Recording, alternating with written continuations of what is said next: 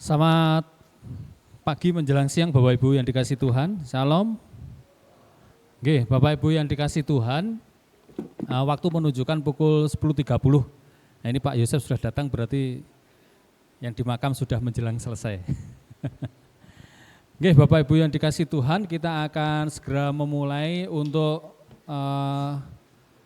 istilahnya apa ya, seminar pembekalan, tetapi kita pada saat ini belajar sebetulnya. Kita akan belajar bukan tentang yang lain, tetapi tentang diri kita, tentang diri panjenengan. Yang paling tahu adalah diri panjenengan, dan kita akan memulai ini bagian daripada kita membekali atau memahami diri kita dalam rangka kita pun juga masuk di dalam pelayanan secara khusus di Gereja Tuhan di GKJ Madiun. Saya mengucapkan terima kasih kepada Bapak Purnomo Mintu yang sudah hadir pada saat ini di tengah-tengah kita. Nanti silahkan Pak Purnomo memperkenalkan diri sendiri ya, Bapak Ibu yang dikasih Tuhan. Saya kira ini bukan pertama kali Pak Pur ke tempat ini, karena sudah pernah dulu Pak ya. Oke, Bapak Ibu yang dikasih Tuhan, marilah kita mulai acara kita pada pagi hari ini. Apakah Bapak Ibu mungkin bisa agak maju ke depan ya? Nanti kalau misalnya Bapak Ibu di belakang, Pak Pur yang maju nanti. Oke.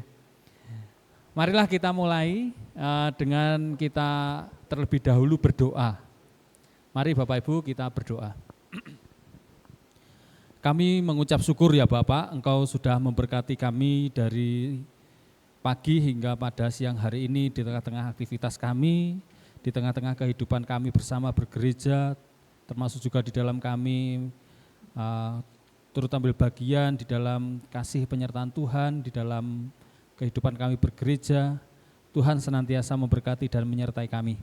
Sehingga pada pagi hari ini kami akan memulai untuk pembekalan, memperkaya kehidupan kami bersama sebagai pribadi maupun sebagai komunitas dan juga sebagai umat-Mu di dalam kami hidup di dunia ini.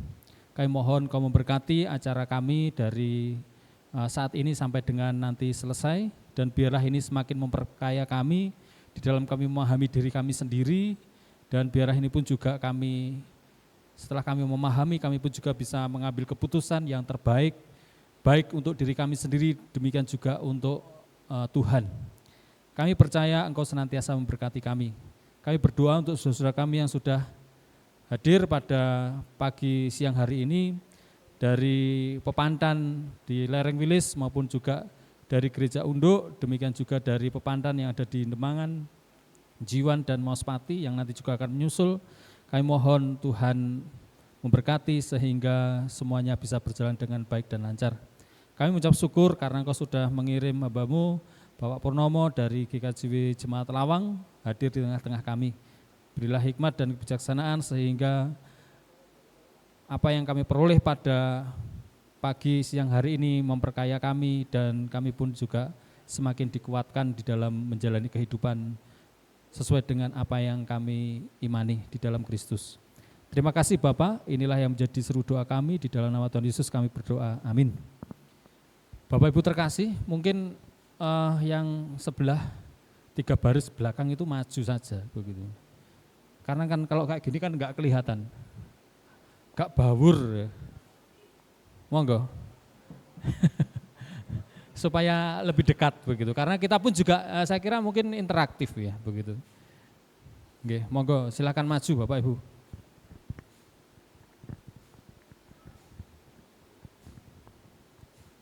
Oke, monggo maju saja karena saya kira Pak Pur ini juga nanti kan beliau kan orang baik.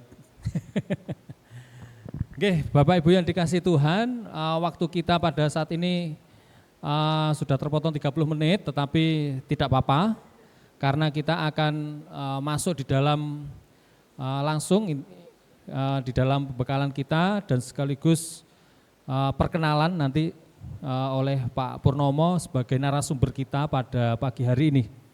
Oleh karena itu saya mempersilahkan kepada Pak Purnomo untuk langsung saja.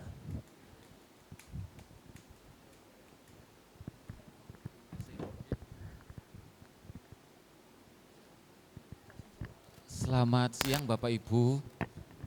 Saya mohon izin di atas nggih, biar saya bisa nginceng di laptop itu. Kalau saya di bawah nggak bisa nginceng gitu. Nggih. Ya, terima kasih Bapak Ibu. Eh, Khususnya kesempatan yang diberikan oleh jemaat Madiun untuk saya. Ini memang yang kedua kalinya saya di Madiun. Dulu Pak Pendeta Ardi yang kontak person saya, yang menghubungi saya Bu Fenti, nggih, istrinya Pak Lekta. Saya agak pangling memang dengan gereja di sini, karena udah lama. Nggih, eh, saya saya merasa agak ini juga ya, agak berat juga kalau dengan kata pembekalan gitu ya. Seolah-olah kok saya itu punya banyak, terus Bapak Ibu itu kayak belum punya begitu ya. Ya enaknya berbagi aja wis. Berbagi aja sesuatu yang saya pahami, yang saya ketahui, saya bagikan ke panjenengan semua.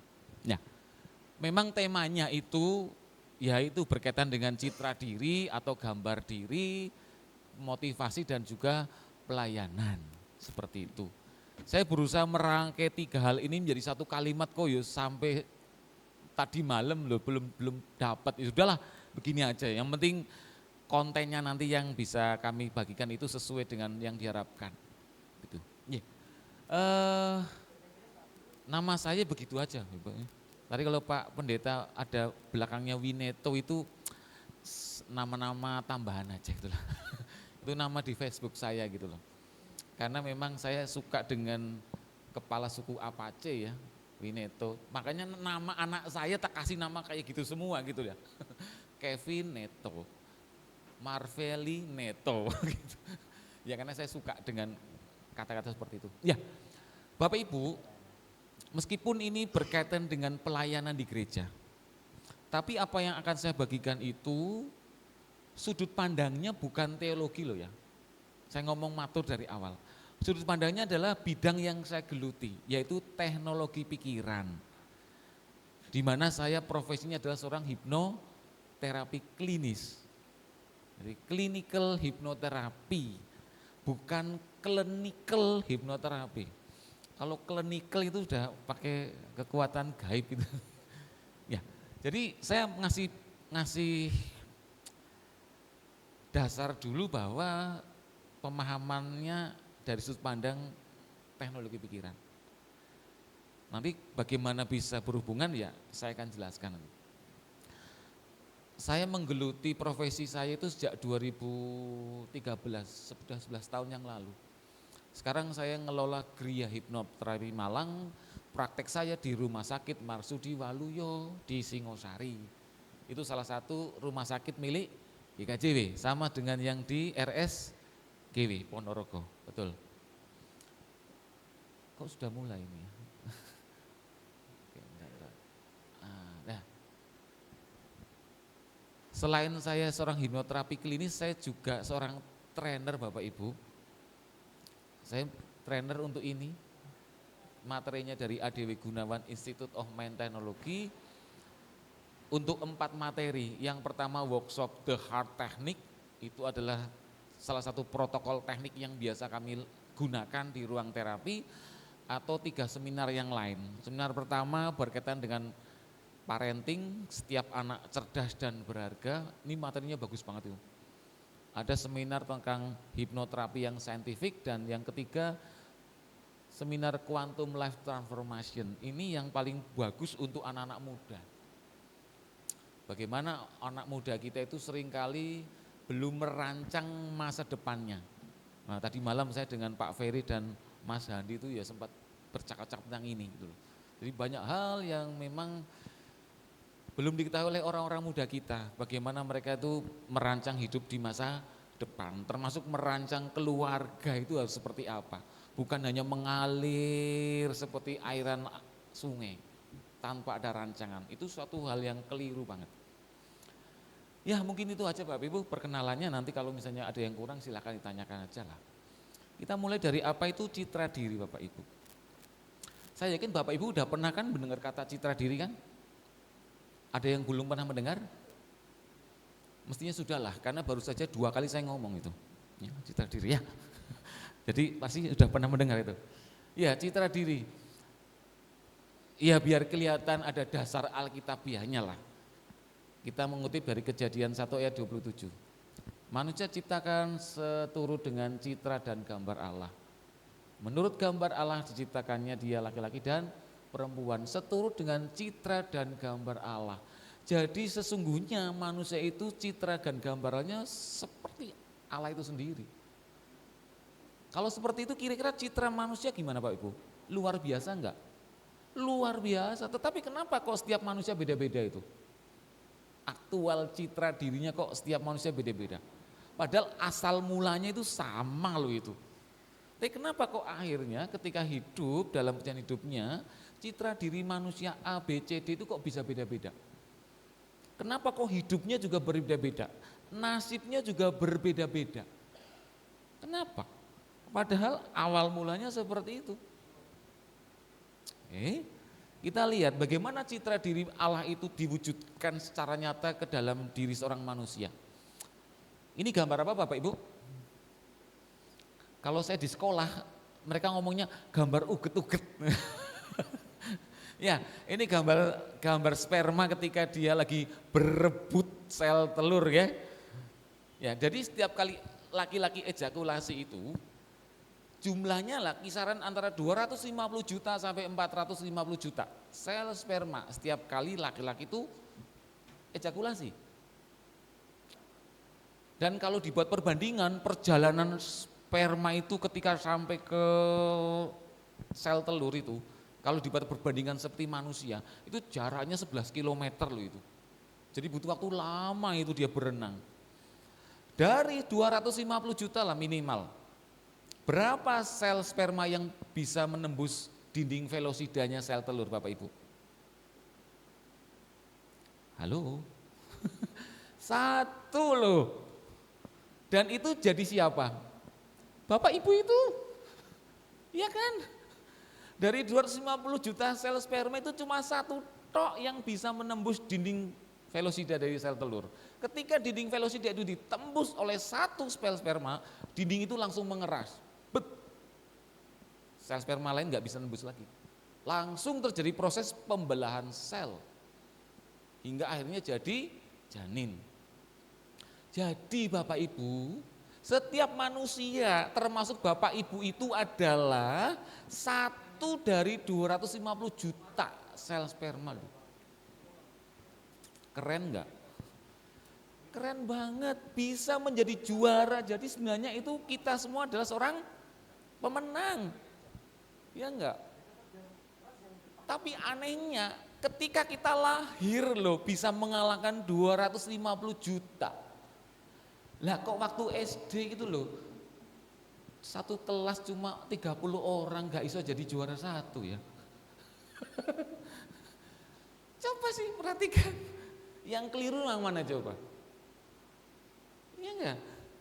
Citra dirinya itu seperti itu loh, ilmiah loh Bapak Ibu. 1 dari 250 juta.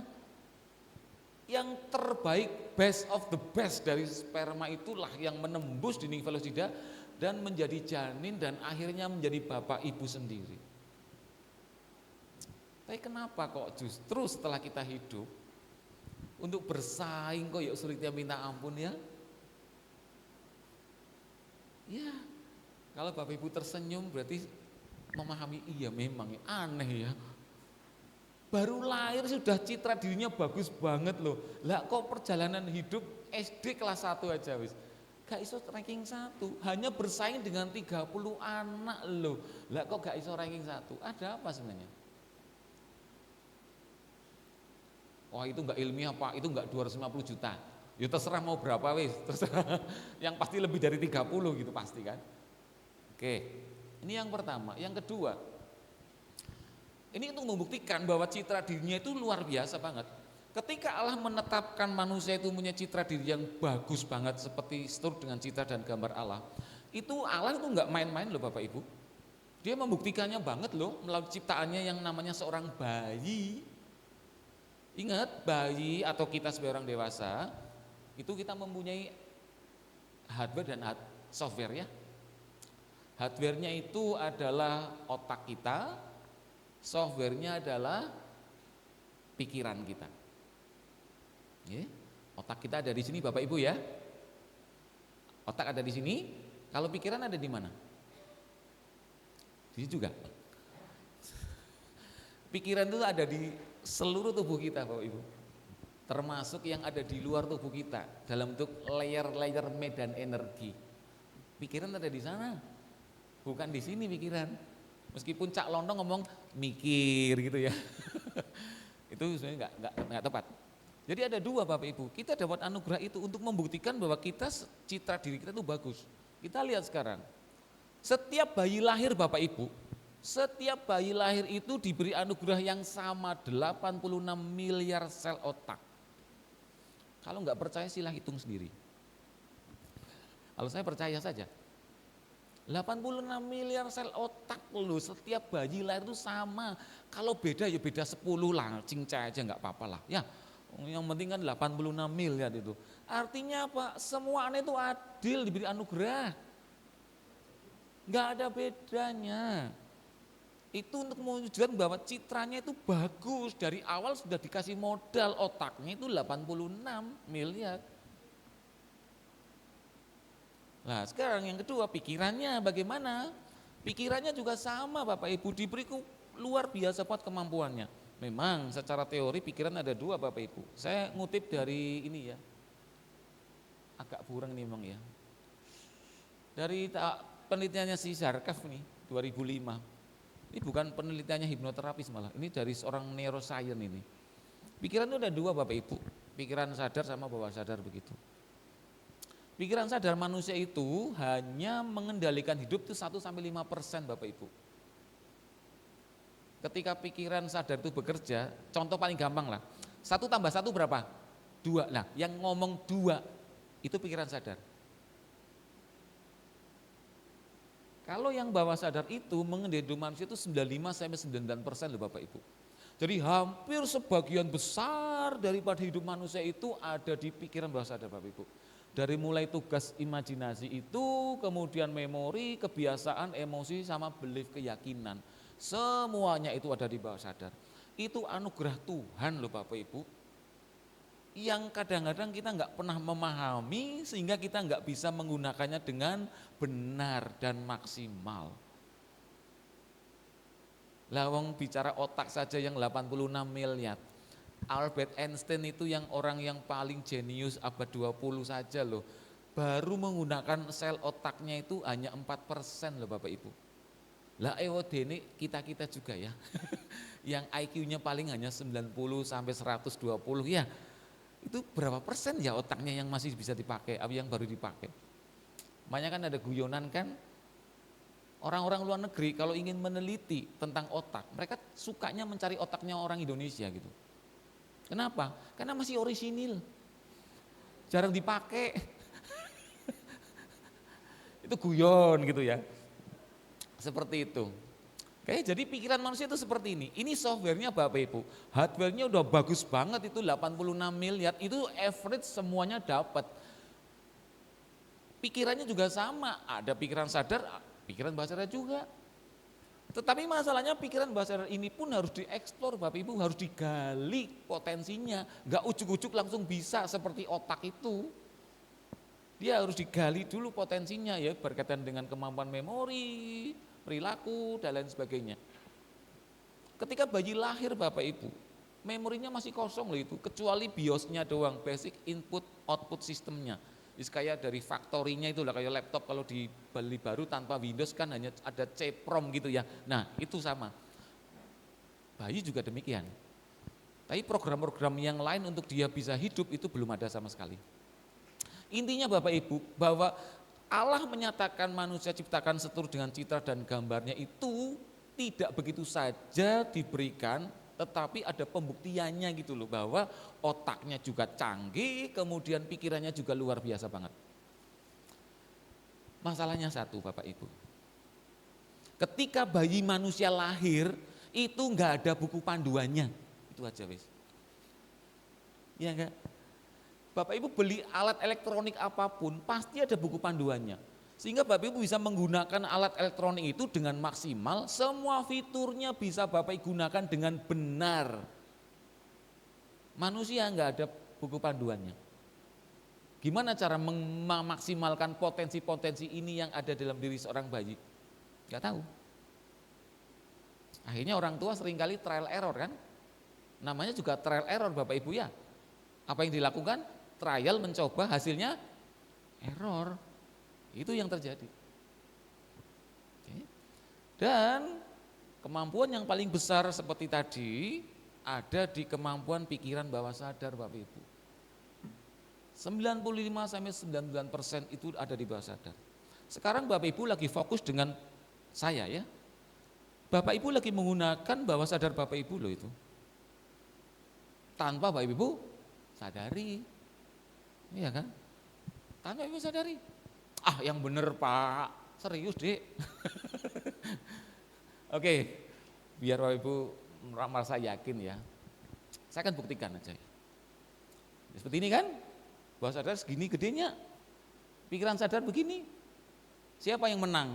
Ya pasti yang sumo yang gede. Mohon maaf ya yang berat badannya mirip sumo saya nggak menyinggung loh ya. Oke, ini hanya untuk menganalogikannya gitu loh. Begitu powerfulnya yang namanya bawah sadar begitulah ya. Oke, oh yang depan. Oke, misalnya Bapak Ibu lagi bermain ke Malang, piknik ke Malang ya, rombongan lah. Kemudian sekalian mampir ke rumah saya. Siang hari yang terik, Bapak Ibu mampir ke rumah saya sebagai tuan rumah yang baik pasti bikin minuman Bapak Ibu ya. Saya keluarkan jeruk peras yang sudah saya beli dari Batu. Keluar dari kulkas itu Bapak Ibu. Masih dingin kelihatan Bapak Ibu melihat ada titik-titik airnya yang ada di permukaan jeruk. Wah, seger banget ini kalau minum perasan jeruk siang-siang begini kan. Oke. Jeruk itu kemudian saya belah satu persatu Bapak Ibu. Aromanya kan terasa banget ya. Enak seger. Kemudian perasan jeruk itu saya peras semua itu. Semuanya saya peras. Keluarlah jeruk perasnya itu warnanya kuning ke oranye, betul ya? Nah, itu seger banget tuh kalau diminum siang-siang itu. Nah, semua perasan jeruk yang warnanya kuning oranye itu saya masukkan ke dalam pispot Bapak Ibu. Ada yang belum tahu pispot? Mungkin Bapak Ibu waktu itu lihat ini keluarganya Pak Pur kok aneh ya, tekonya itu loh kok pispot ya, ini keluarganya leneh gitu kelihatannya. Saya cuek saja. Ya, saya masukin ke dalam pispot semua itu. Perasan jeruk yang warnanya kuning ke oranye itu, pispot itu baru saja saya beli Bapak Ibu, sudah saya cuci bersih.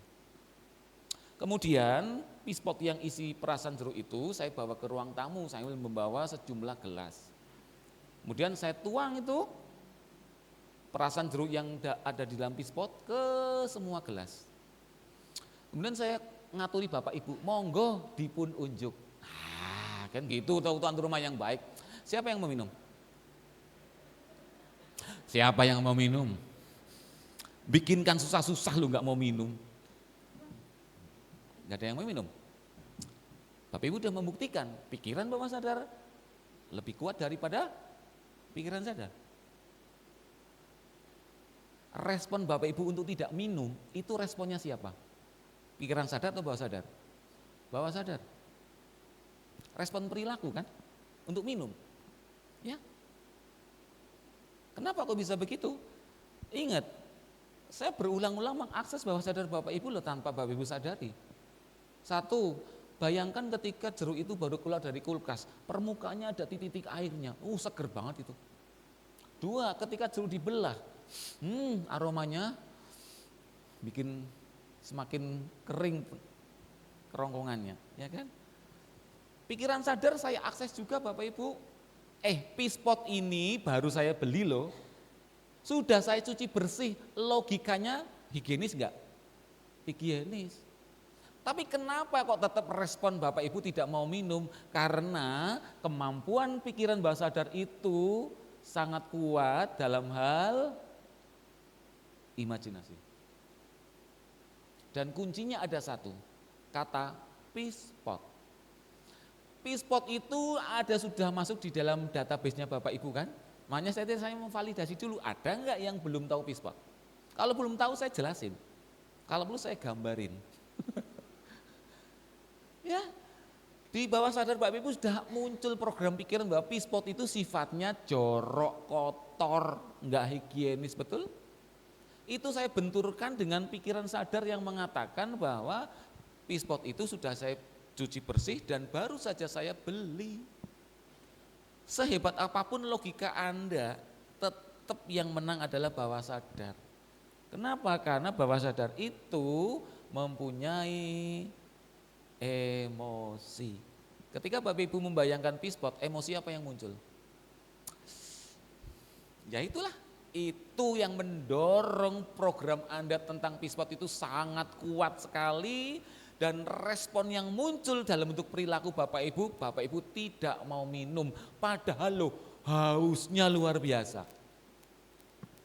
Oke, sekarang percaya kan bahwa sadar kita luar biasa kan mempengaruhi perilaku kita, respon kita.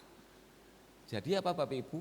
Semua respon dalam kehidupan Bapak Ibu setiap hari, setiap saat, setiap peristiwa apapun yang terjadi, respon Bapak Ibu dipengaruhi, dikendalikan oleh pikiran bawah sadar tanpa Bapak Ibu sadari. Kalau demikian, perlu nggak Bapak Ibu memahami bagaimana cara kerjanya pikiran bawah sadar itu? Bagaimana hukum-hukum pikiran bawah sadar? Bagaimana sifat-sifat dari bawah sadar, karakteristik bawah sadar? Itu wajib Bapak Ibu ketahui.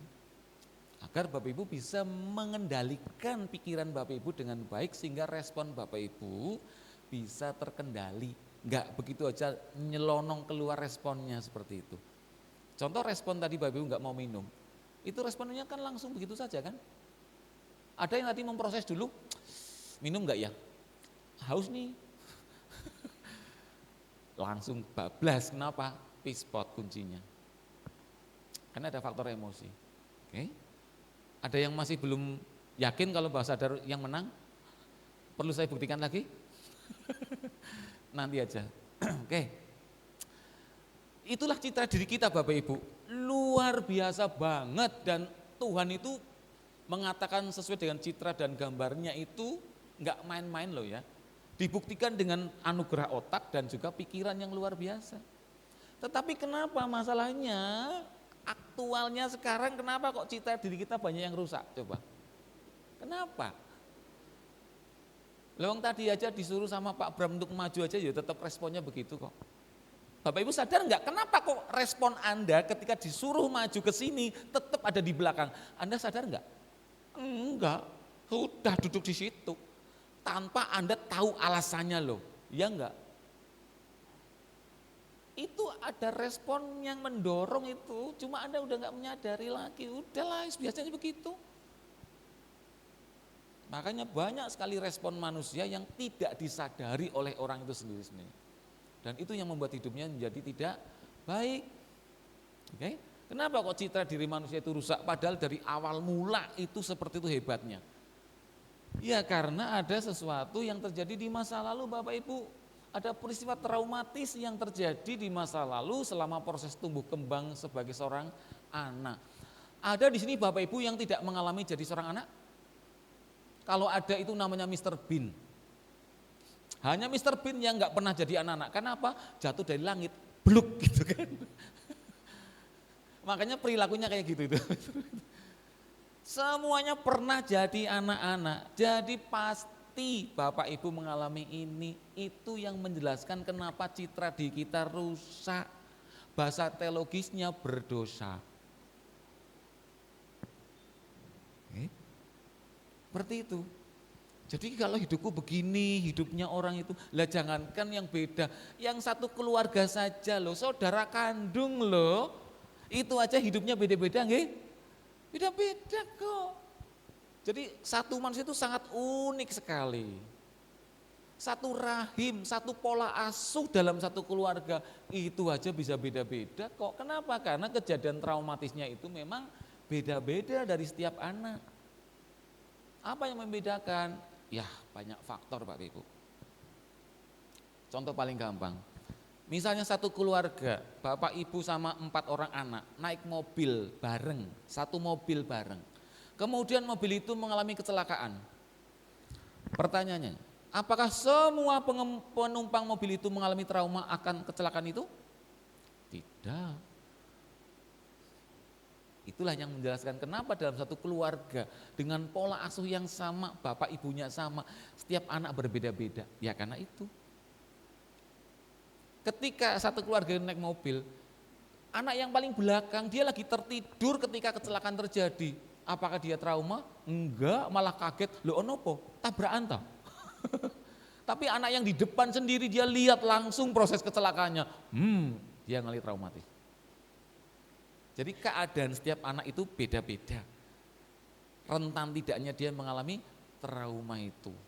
Trauma inilah yang membuat citra diri kita menjadi rusak.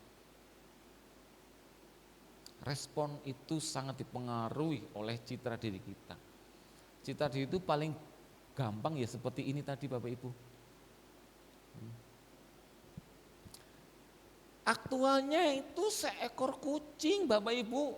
Tapi dalam pandangannya dia mempersepsikan dia seekor singa. Bukan kebalikannya.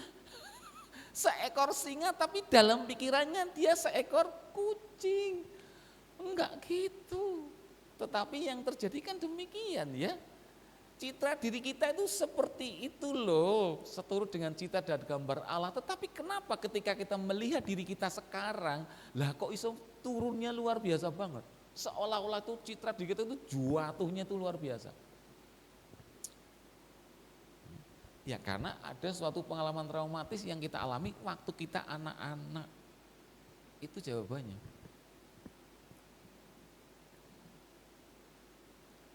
Jadi apa dari semuanya ini Pak Ibu? Saya minta Bapak Ibu menyadarilah. Iya ya, hidupku kok begini ya. Padahal settingan awalnya dulu diciptakan itu seperti itu hebatnya oleh Tuhan. Enggak kurang-kurang dengan anugerah otak, enggak kurang-kurang dengan anugerah pikiran itu. Tapi kenapa hidupku kok ya gini ya? Kok cuma mentok seperti ini tok? Ada apa dengan diri saya? Jawabannya ya apa yang Mbak Ibu alami waktu Mbak Ibu anak-anak itulah yang sangat-sangat mempengaruhi hidup Anda di masa sekarang. Seperti itu. Oke? Jadi kalau ingin merubah citra diri Anda di masa sekarang ini, rubahlah apa yang terjadi di masa lalu waktu Anda anak-anak. Citra diri yang rusak itu kayak apa sih Bapak Ibu? Satu, merasa diri tidak layak dan tidak pantas. Siapa di sini yang merasa tidak pantas duduk di depan? Ya semuanya, karena dia nggak ada. Itu sudah contoh paling gampang lah. Nggak usah nyari contoh-contoh di luar sana, contoh yang di ruangan sini aja udah kelihatan gitu loh. Oke, tuh Pak, malah jadi tahu kayak gini tambah minder saya. Lah ya itu baru saja minder itu juga citra diri yang rusak itu. Dan ini tidak terjadi dengan Bapak Ibu saja, tetapi anak-anak Bapak Ibu pun juga sama itu, sedang mengalami proses turunnya citra diri. Citra diri itu paling gampang ya, cara Anda memandang diri Anda sendiri, cara Anda menilai diri Anda sendiri itulah. Contoh paling gampang, Bapak Ibu merasa pantas enggak untuk jadi seorang penatua dan diaken? Ayo jawab jujur. Pantas? Catet. Kalau dia bilang enggak pantas, apapun alasan Bapak Ibu yang Bapak Ibu sampaikan itu menunjukkan citra diri Anda sedang bermasalah. Selesai. Apapun alasannya, itu hanyalah pembenaran Anda toh. Orang itu kalau mempunyai suatu persepsi ataupun suatu pikiran itu harus ada dukungannya, yaitu pembenaran itu. Apapun itulah. Aduh aku nggak punya waktu, wis sudah terlalu sibuk saya. Kerjaanku terlalu menggunung itu. Itu hanyalah alasan saja, pembenaran saja. Padahal ada sesuatu di masa lalu Anda yang memang bermasalah dan masih mempengaruhi hidup Anda di masa sekarang. Dan mempengaruhi respon apapun yang Anda berikan terhadap suatu kejadian yang terjadi di masa sekarang itu. Otomatis kalau sekarang ini berkaitan dengan penetapan calon sementara ya disitulah Seperti itu. Oke. Nanti kalau ada Bapak Ibu ada yang tanya nanti di akhir aja ya. Saya selesaikan dulu aja. Ada yang salah? Oke, yang kedua terkait dengan motivasi dan melayani. Oke, sebenarnya perlukah motivasi dalam satu pelayanan Bapak Ibu? Perlu enggak? Perlu. Oke. Yang mengatakan perlu tolong dicatat dulu. Perlu. Ada yang tidak perlu jawabannya? Yang perlu siapa? Sedikit yang ditanya. Oke. Yang merasa tidak perlu? Oke. Siapa yang kalau ditanya perlu atau tidak enggak pernah jawab?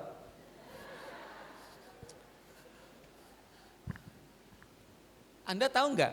Orang-orang yang ditanya ya atau tidak enggak pernah jawab, dia seolah kayak membutuhkan pilihan ketiga. Itu enggak tiba-tiba muncul begitu loh responnya Bapak Ibu.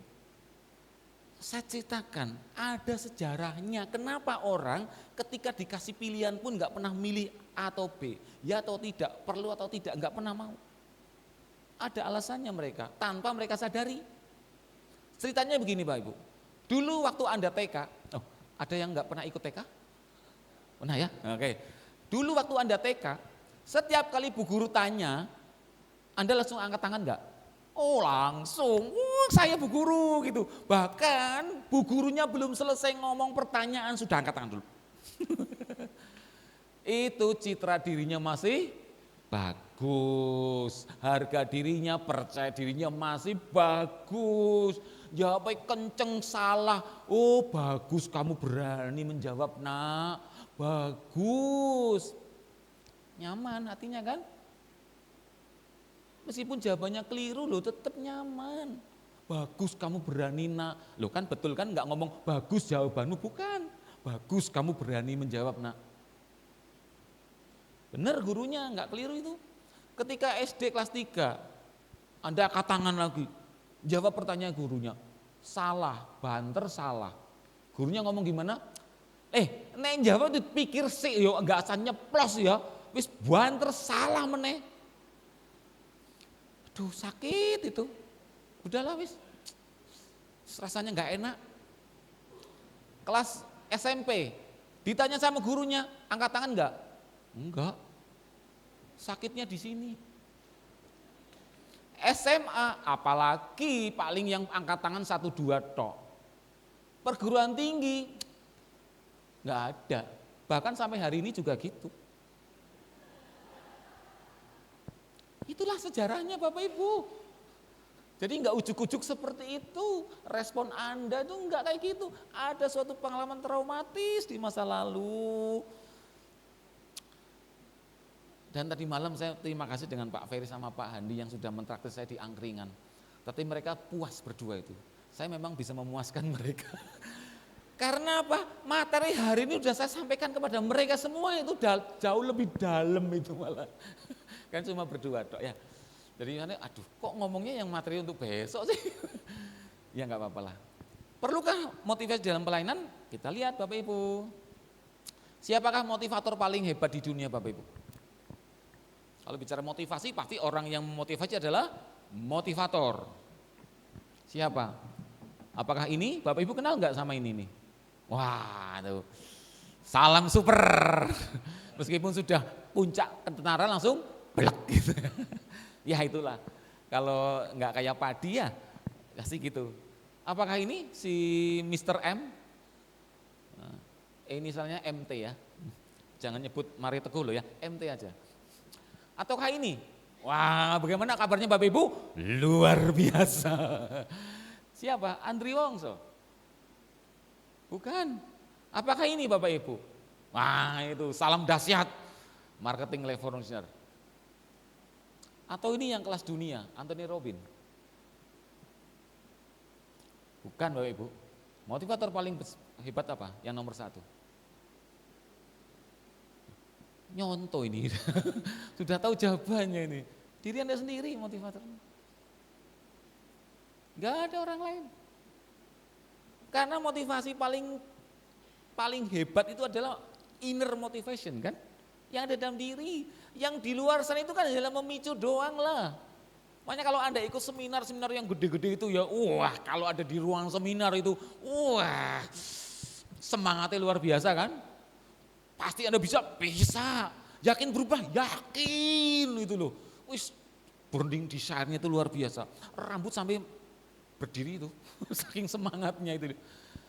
Oh ini kalau itu yang dialami oleh karyawan-karyawan perusahaan kan begitu ya. Seminggu kemudian semangat enggak? Semangat lah, sudah investasi banyak. 1 bulan kemudian kembali semula. Karena itu motivasi dari luar, bukan dari dalam. Oke. Sekarang Bapak Ibu lihat ini. Ini apa Bapak Ibu? Saya pengen lihat persepsi Bapak Ibu. Ini apa? Kenapa? Pak, itu betis Pak. Enggak salah. Pak, itu sepatu idaman saya yang belum tersampaikan ke suami Pak. Itu juga enggak salah itu. Ini gas. Kenapa gas? Karena ini pedalnya ada yang di sini. Ini gas, ini pedal gas yang tadi ditekan. Kalau ini handbrake. Lebih penting mana Bapak Ibu? Lebih penting mana yang mengendalikan daripada kinerja dari mobil itu? Handbrake atau gas? Yang bisa jawab pertanyaan saya, dapat voucher. Voucher untuk layanan hipnoterapi. Mana yang lebih penting Bapak Ibu? Siapa yang setuju gas? Pedal gas, siapa yang setuju? 1, 2, 3. Siapa yang peduli yang 4? Siapa yang peduli dengan ini? Yang merasa penting dengan handbrake-nya? Siapa? 1, 2, 3. Lainnya itu tetap sama ya, padahal udah tak ceritain loh tadi loh ya. Kok ya udah nggak pernah berubah gitu loh. Ya itulah, begitu melekatnya kan. Memangnya kalau dengar kata-kata saya segitu tok, masuk logika aja langsung bisa merubah Anda? Enggak bisa. Saya juga sadar kok. Cuma Anda enggak menyadari juga. Ingat ya, ini kedua kalinya saya bikin pertanyaan pilihan dan Anda tetap ada yang tidak mau jawab. Enggak. Apa?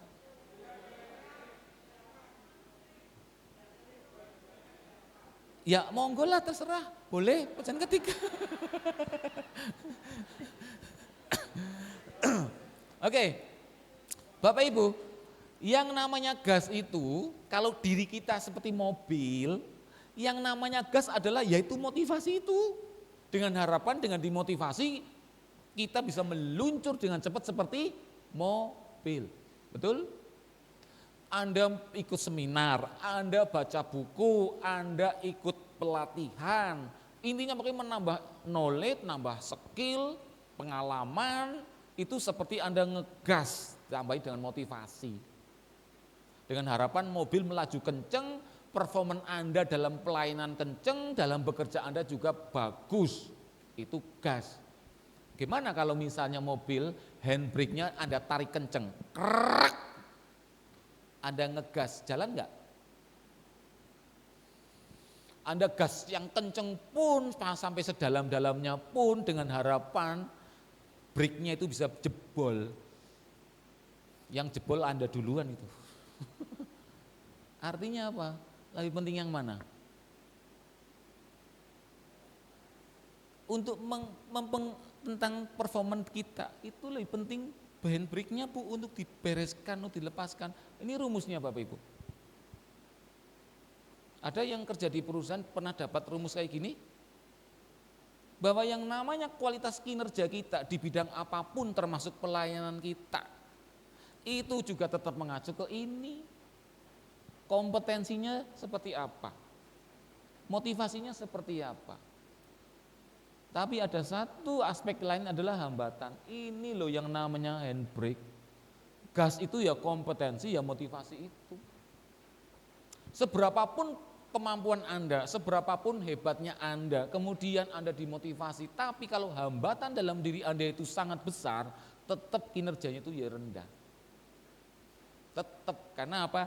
Hambatan itu sebagai pembandingnya. Sekarang bayangkan kalau hambatannya kecil, apa yang terjadi Bapak Ibu? Atau hambatannya itu benar-benar nggak ada hambatan. Kan hilang ini. Cuma tinggal kompetensi sama motivasi dok. Sekarang bayangkan Bapak Ibu, kalau Anda punya mobil matic, handbrake-nya Anda lepas, jalan nggak dia?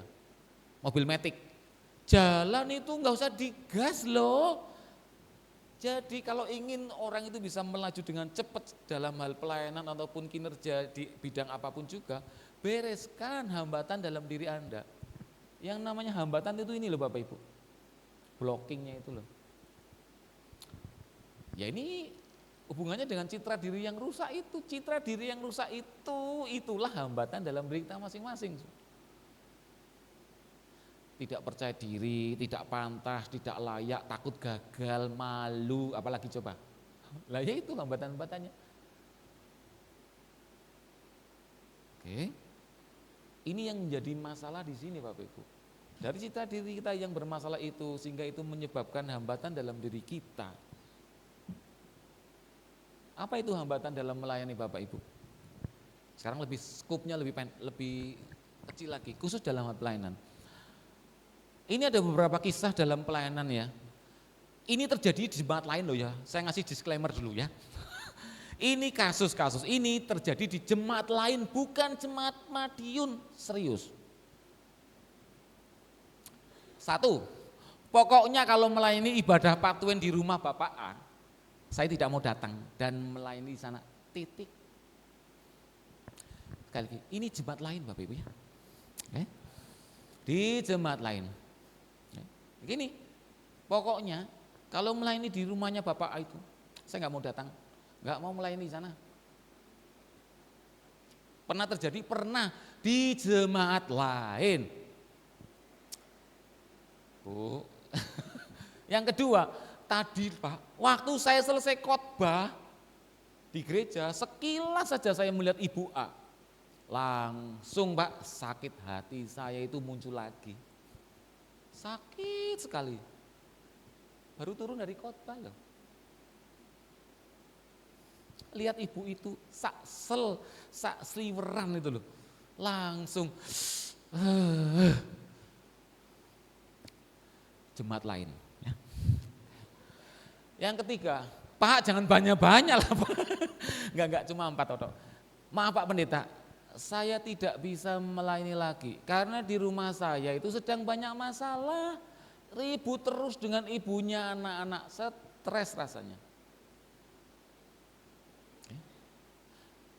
Jemaat lain. Yang terakhir, syukur 4 tok, coba kalau 10 ya. Lah wong anak sendiri saja loh belum beres, banyak masalah. Kok ya mau ngurusin anak orang lain, mau ngelayani jemaat segala. Apa yang saya katakan berikutnya? Jemaat lain. Ya itu. Oke? Itu permasalahan yang sering terjadi kan? Ada nggak hambatannya? Ada itu. Yang pertama aja udah kelihatan dia nggak mau ngelayani di rumahnya Bapak A. Ya kan? Itu kan menghambat pelayanan kan? Coba Anda amati coba, dari 4 kasus itu, ada nggak polanya? Ada nggak benang merahnya?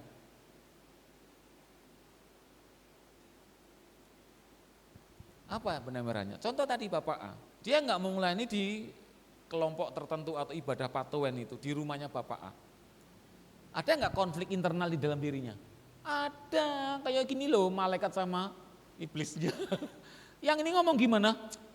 Pelayanan bro, pelayanan untuk Tuhan, ayo layani. Yang ini ngomong apa?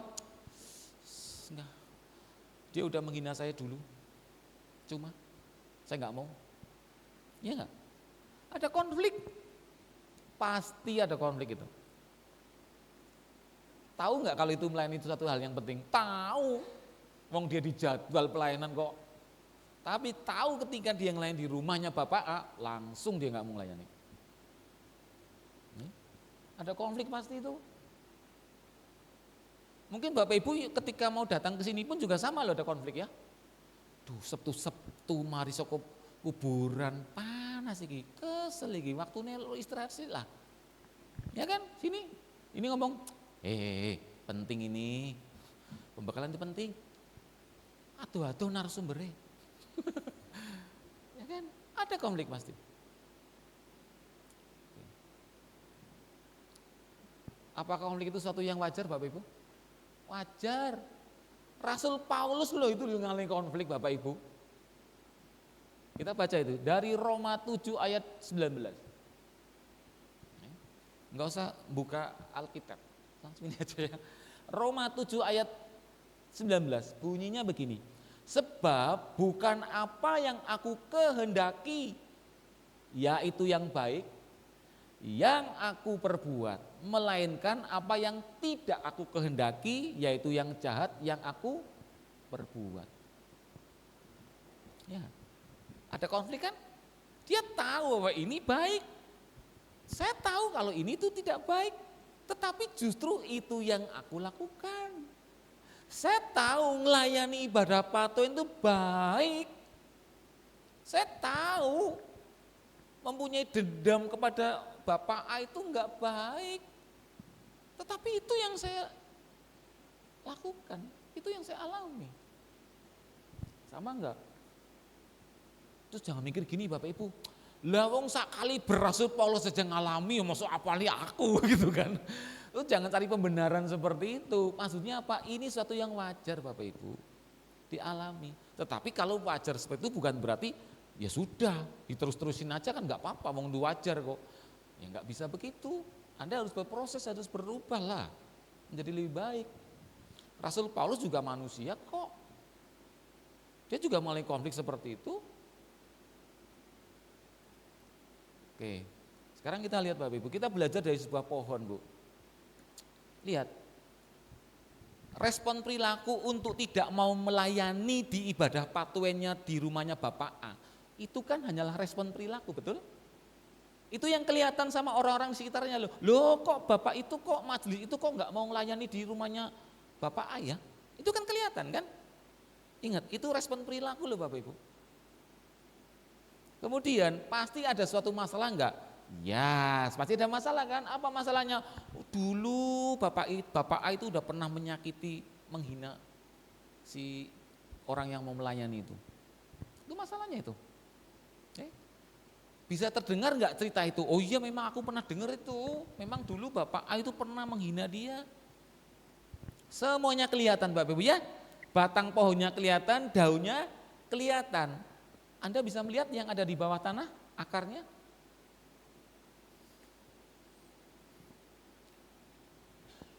Oke. Ini loh yang jadi masalah. Yang jadi masalah itu, kita nggak usah ribut dengan respon perilakunya Bapak Ibu. Yang perlu Anda ketahui adalah di balik setiap respon perilaku apapun, pasti ada emosi yang mendorong Bapak Ibu berperilaku. Itu yang membedakan manusia sama robot. Kalau respon perilakunya bersifat negatif, tidak mau melayani di ibadah patuan Bapak A, besar kemungkinan emosinya adalah emosi negatif. Betul, memang masalahnya memang dia masih sakit hati dan dendam. Itu emosi Bapak Ibu. Kalau saya bilang emosi jangan dipersepsikan marah Bapak Ibu ya. Emosi adalah perasaan, ada emosi positif, ada emosi negatif. Emosi positif damai, sejahtera, sukacita, gembira, senang, bahagia dan lain sebagainya. Emosi negatif marah, kecewa, benci, terluka, sedih dan lain sebagainya. Oke. Ini loh yang jadi masalah. Ini yang jadi hambatan. Ini yang merusak citra diri kita. Melalui pengalaman traumatis kita di masa lalu itu karena ada unsur emosi yang melekat di masa lalu itulah yang mendorong perilaku dan respon kita di masa sekarang.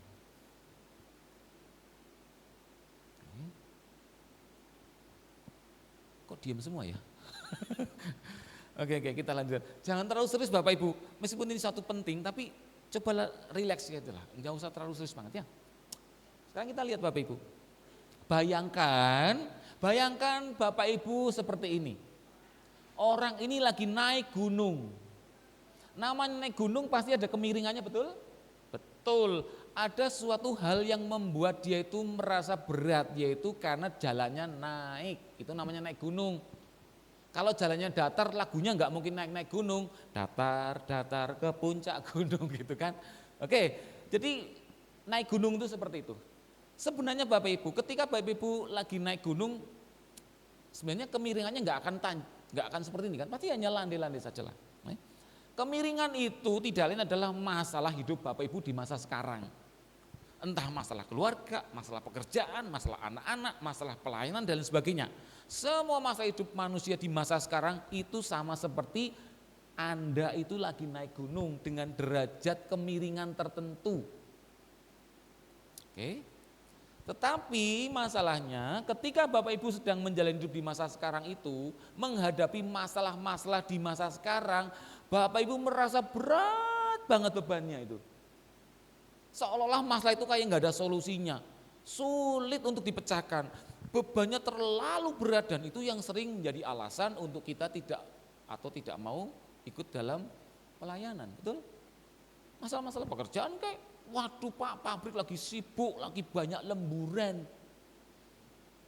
sehingga nggak pernah ikut dalam ibadah patuan atau seperti apa. Sebenarnya Bapak Ibu, beban berat yang Bapak Ibu rasakan ketika menghadapi masalah hidup di masa sekarang itu, yang menyebabkan beratnya itu apa Bapak Ibu? Ininya itu loh, batu yang tanpa Anda sadari, Anda pikul sambil Anda naik gunung. Anda nggak menyadari itu loh. Tapi Anda selalu fokus bahwa masalahnya yang menjadi beban berat Anda itu adalah masalah di masa sekarang. Padahal yang sebenarnya membuat beban berat itu adalah emosi masa lalu. Itu yang membebani beban berat Anda ketika Anda menjalani hidup di masa sekarang. Ketika menghadapi masalah-masalah yang ada di masa sekarang. Ini yang seringkali Anda Bapak Ibu keluhkan sebenarnya. Masalah di masa sekarang ini hanyalah pemicunya saja. Yang memunculkan emosi masa lalu yang belum terselesaikan. Sekali lagi, ini masih rentetan dengan citra diri yang bermasalah loh ya. Masih berurutan seperti itu. Oke. Kok bisa Pak? Emosi beban berat masa lalu itu kok masih terus kita pikul dalam kehidupan kita di masa sekarang? Kok bisa? Ini ceritanya Bapak Ibu. Ini adalah bola-bola emosi Bapak Ibu. Bola-bola emosi, ini hidup kita di masa sekarang ini, bola merah ini adalah emosi udah gedenya luar biasa. Itu membebani hidup kita. Jadi masalah apapun di masa sekarang yang mungkin hanyalah masalah sepele tapi terasa berat banget. Anda direndahkan sekali saja rasanya sakitnya luar biasa. Ini semuanya itu tidak tiba-tiba muncul Bapak Ibu. Ada namanya efek bola salju. Dulu pertama kali waktu kecil pasti pernah ada satu kejadian traumatis yang menyisakan emosi negatif yang belum terselesaikan. Pasti itu. Emosi itu terus menggelinding seiring dengan perjalanan hidup Bapak Ibu. Ini waktu SD, TK, SMP, SMA, kuliah, akhirnya berkeluarga. Boom! Sehingga ketika ada masalah di masa sekarang ini, bebannya terasa berat banget. Rasanya itu terasa abot gitu loh. Sebenarnya yang berat itu bukan masalahnya di masa sekarang Bapak Ibu, tetapi beban emosi masa lalu gitu loh. Itu yang jadi masalah. Ketika beban emosi masa lalu ini Bapak Ibu masih dipikul di masa sekarang Bapak Ibu, akan sulit banget loh untuk menyelesaikan masalah di masa sekarang. Kenapa? Karena Anda nggak punya energi sama sekali. Karena energinya terserap hanya untuk menanggung yang namanya ini batu yang besar itu. Coba lihat. Sekarang bayangan Bapak Ibu, ketika batu ini Bapak Ibu selehno, ya, emosi masa lalu Anda Bapak Ibu selehno, lepas dari tubuh kita, apa yang terjadi Bapak Ibu? Oh, tubuh terasa begitu enak kan? Ringan Pak, enteng badan saya. Kira-kira Bapak Ibu untuk menghadapi masalah di masa sekarang, yaitu naik gunung, Pak, jangankan jalan Pak, lari saja saya kuat kok. Ya enggak? Artinya Anda menghadapi masalah di masa sekarang itu begitu mudahnya. Itu yang terjadi sebenarnya. Dan itu sering banget kami temui ketika saya membantu banyak klien yang mengalami perubahan seperti itu.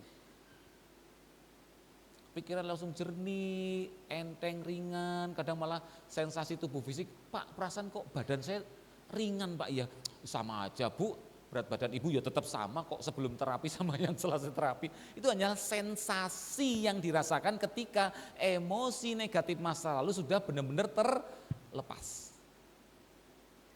Oke. Nah ini, jadi apa sebenarnya hambatan dalam diri Bapak Ibu?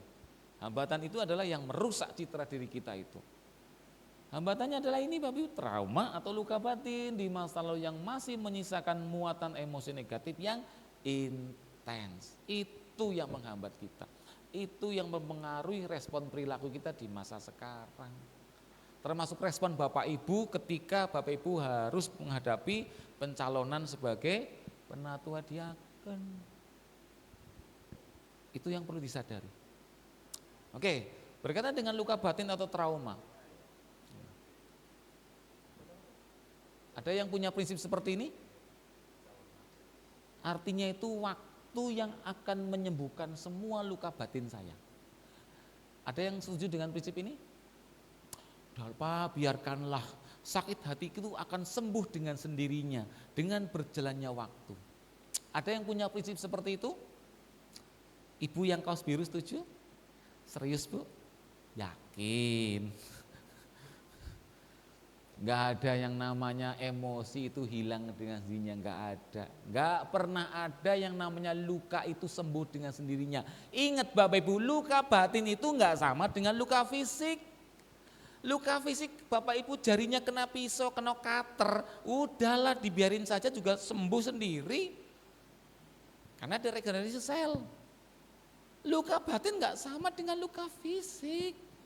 Nggak bisa luka batin regenerasi sendiri tuh nggak bisa. Harus ada upaya secara sadar untuk kita menyembuhkannya. Jadi bullshit Bapak Ibu kalau ada ngomong bahwa udahlah waktu yang akan menyembuhkan luka batin saya. Sakit hati ini akan sembuh dengan sendirinya dan berjalan waktu. Ingat ini Bapak Ibu konsep ini. Ingat. Dengan berjalannya waktu, luka batin atau emosi negatif tambah kecil, tambah gede. Kok saya dengar ada yang ngomong kecil ya? Tambah gede. Gak ada ceritanya luka batin emosi itu semakin kecil atau mungkin hilang, gak ada ceritanya. Jadi ini keliru besar. Ini adalah prinsip-prinsip orang yang putus asa, yang sudah gak mau melakukan upaya apapun. Wis terima apa nih? Wis nasibku. Terus biar kelihatan spiritual, ngomongnya gini, aku pasrah sama Gusti Allah. Guyu memang Tuhan itu. Itu bukan pasrah, itu putus asa. Bapak Ibu tahu bedanya putus asa sama pasrah? Selain tulisannya berbeda. Orang putus asa adalah orang yang sudah tidak mau melakukan apapun juga untuk memperbaiki dirinya. Biar kelihatan spiritual, ya ngomongnya tadi itu, dia pakai kata, aku pasrah. Itu dia putus asa karena dia nggak mau melakukan apa lagi. Kalau orang pasrah adalah orang yang berserah kepada Tuhan setelah dia tetap melakukan upaya-upaya yang menurut dia itu baik untuk memperbaiki dirinya. Itu namanya pasrah. Pasrah itu urusan Tuhan. Oke, hati-hati dengan kata-kata gitu. Nanti terbaca nanti Bapak. Ya. Oh itu bukan pasrah itu, dia putus asa itu. Biar kelihatan spiritual, ngomongnya pasrah ya. Oke, yang kedua, Bapak Ibu pernah disakiti oleh pasangan? Cepet banget pernah gitu kan. Pernah ya, pasti pernah, nggak ada mungkin. Kecuali yang belum punya pasangan, itu nggak mungkin tersakiti ya.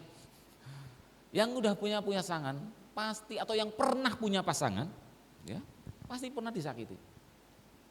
Ya kan? Masih ingat kejadiannya Bapak Ibu? Ada yang ngomong gini, masih Pak, melekat erat. Apakah Bapak Ibu sudah memaafkan pasangan Bapak Ibu? Leres Bu, saestu. Benarkah Anda sudah memaafkan pasangan Anda setelah pasangan Anda 7 tahun yang lalu, 10 tahun yang lalu menyakiti saya dengan kejadian seperti itu? Apakah sudah maafkan? Yakin?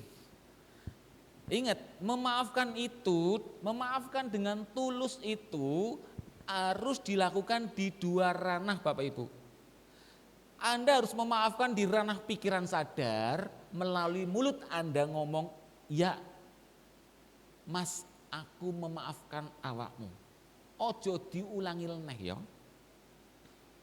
Dan juga di ranah kedua, yaitu di pikiran bawah sadar. Di sini Anda juga harus feel good. Anda harus nyaman setelah memaafkan. Jangan sudah, Mas, aku maafkan awakmu. Ojo diulangi meneh ya. Kemudian Anda lihat-lihat WA-nya suami. Si sakit. Atau masih ada dugaan-dugaan, oh Jojo bojoku durung berubah. Ayo ini mungkin. Itu namanya Anda belum memaafkan. Kenapa? Karena masih ada emosi sakit hati yang tersisa, yang mendorong Anda merasa curiga, merasa kurang yakin suami sudah berubah, masih suka nginceng WA-nya suami, dan lain sebagainya, dan lain-lain. Jadi pertanyaan saya sekarang, apakah Bapak Ibu sudah memaafkan pasangan? Nah, saya diem ini. Di seminar, di mana saya lupa itu, ada seorang ibu duduk di depan sih ya. Sudah makan Bu? Sampun Pak, leres Pak. Bu, boleh saya ngecek Bu? Oh silakan Pak. Nah, oke. Bu, Ibu mengalami sakit hati dari pasangan sudah berapa lama Bu? 7 tahun yang lalu Pak. Oke Bu, coba Bu ya. Ibu bisa tutup mata Bu. Wah, dia mau tutup mata itu. Dah, coba ingat-ingat Bu, kejadian waktu 7 tahun yang lalu, saya provokasi itu. Kejadian 7 tahun yang lalu ketika pasangan Anda itu membuat Anda sakit hati. Saya nggak tahu ceritanya loh ya. Saya hanya minta bayangkan aja, ingat itu kejadiannya. Seolah-olah itu baru saja terjadi Bu. Rasakan Bu. Perasaan nggak nyamannya. Langsung itu. Sudah cukup Bu. Dah, silakan 1, 2, 3 buka matanya Bu. Ibu sudah maafkan, sampun Pak. Itu rasanya gimana Bu? Sesek sakit dada saya. Itu namanya belum memaafkan. Memaafkan harus ada 2 ranah. Di mulut juga memaafkan, tapi di hati juga sudah melepaskan emosi itu. Jadi sekarang memaafkan itu harus ada ukurannya dong. Enggak cuma ngomong, oh sebagai orang Kristen harus memaafkan pasangan dong. Harus mengampuni musuhmu. Bojo memangnya musuh. Harus sampai ke ranah ini, itu namanya baru memaafkan dengan tulus. Banyak loh orang-orang yang terjebak di sana, seolah-olah dia udah memaafkan, padahal belum. Dia masih memelihara emosi negatif itu. Dan ini yang menjadi masalah. Banyak orang keliru ketika memperlakukan emosi. Saya nggak suka dengan memanage emosi ya. Mengelola emosi itu saya nggak suka. Mengelola kan berarti ngurusin toh. Ya tetap ada dalam diri kita, cuma dikelola, ditekan dan sebagainya itu. Saya nggak suka. Saya lebih suka memperlakukan. Ini emosi mau diapain gitu maksudnya. Yang pertama seringkali orang itu menekan. Bapak Ibu menekan nggak? Banyak loh ibu-ibu yang menekan misalnya. Ditekan gitu loh. Seolah-olah emosi itu nggak ada, padahal nyata banget dirasakan. Ya kan ditekan itu. Tahu Bapak Ibu, kalau emosi negatif ditekan, bayangkan emosi itu kayak bola voli, Anda tekan dengan tangan masuk ke dalam air. Bola itu tidak kelihatan lagi karena ada di dalam air, betul? Ketika tekanan Anda melalui tangan itu lepas, apa yang terjadi? Impact-nya luar biasa itu. Itu yang menyebabkan salah satu pemicu terjadinya serangan stroke. Boom, langsung. Gak ada angin, gak ada apa-apa, langsung boom, serangan stroke. Kan ada sesuatu yang ditekan dan ketika tekanannya lepas sudah pers, ledakannya luar biasa. Oke. Bapak Ibu yang menjadi pasiennya psikiater, sering dapat obat ya. Obatnya antidepresan misalnya ya. Oke. Obat-obat seperti itu juga untuk menekan emosi. Makanya orang yang minum obat-obat antidepresan kan wajahnya kayak netral kan, kayak nggak punya rasa, kayak nggak punya emosi. Yes, itu menekan itu. Emosi itu tidak dibereskan oleh karena obat. Makanya saya pernah tuh punya klien dari jemaat Pronojiwo, 20 tahun dia minum obat dari psikiater. Kenapa? Emosinya nggak pernah diproses itu. Lulus SMA dia pengen kuliah, tapi bapaknya nggak mengizinkan dia kuliah, stres dia. Terus sampai usia 38 tahun. Dia minum obat terus, karena emosi ditekan. Soalnya kalau nggak ditekan, emosi akan diekspresikan keluar dalam bentuk respon perilaku. Karena emosi sejatinya adalah sesuatu yang harus diekspresikan keluar dalam bentuk perilaku. Mau emosi positif ataupun emosi negatif, harus diekspresikan keluar. Loh, memangnya ada toh Pak? Kalau emosi positif nggak diekspresikan terus membuat kita nggak nyaman. Loh iya, meskipun itu emosi positif, kalau nggak diekspresikan tetap membuat kita nggak nyaman. Contohnya, Bapak Ibu misalnya bayangkan Bapak Ibu dapat undian berhadiah. Hari ini dapat undian berhadiah 5 miliar. Kurang banyak, 10 miliar. Oke. Gimana perasaannya? Seneng nggak? Seneng seumur-umur gak pernah itu duit segini lah gitu kan. Emosinya seneng, bahagia sekali. Emosi positif, betul? Tapi Anda gak boleh mengekspresikan emosi itu. Duit itu gak bisa diapa-apain. Untuk piknik gak iso, untuk traktir temen sak gereja gak iso, untuk persembahan yo gak iso. Gak boleh mengekspresikan, seneng gak? Seneng. Itu yang menjelaskan kenapa emosi apapun harus diekspresikan keluar, termasuk emosi positif, apalagi emosi negatif. Oke. Yang kedua Pak Ibu, seringkali emosi itu adalah disangkal. Oh enggak, aku udah enggak sakit hati, aku udah memaafkan, enggak ada apa-apa ini, udah enak. Seolah-olah tidak ada, padahal ada. Anda menyangkal. Yang ketiga, kadang orang seringkali mengalihkan. Nah ini contohnya nih gambarnya ini. Mengalihkan, pernah nggak Anda merasakan gini?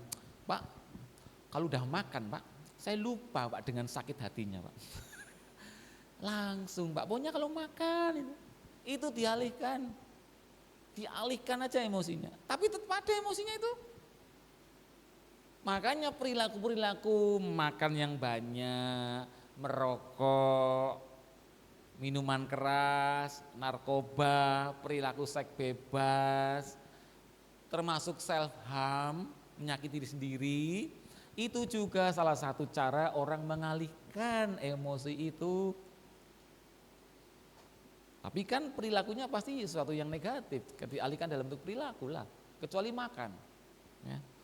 Mungkin enak, cuma akibatnya aja yang nggak enak. Oke, oh, ibu kok nganggap? Yang benar gimana Pak Ibu?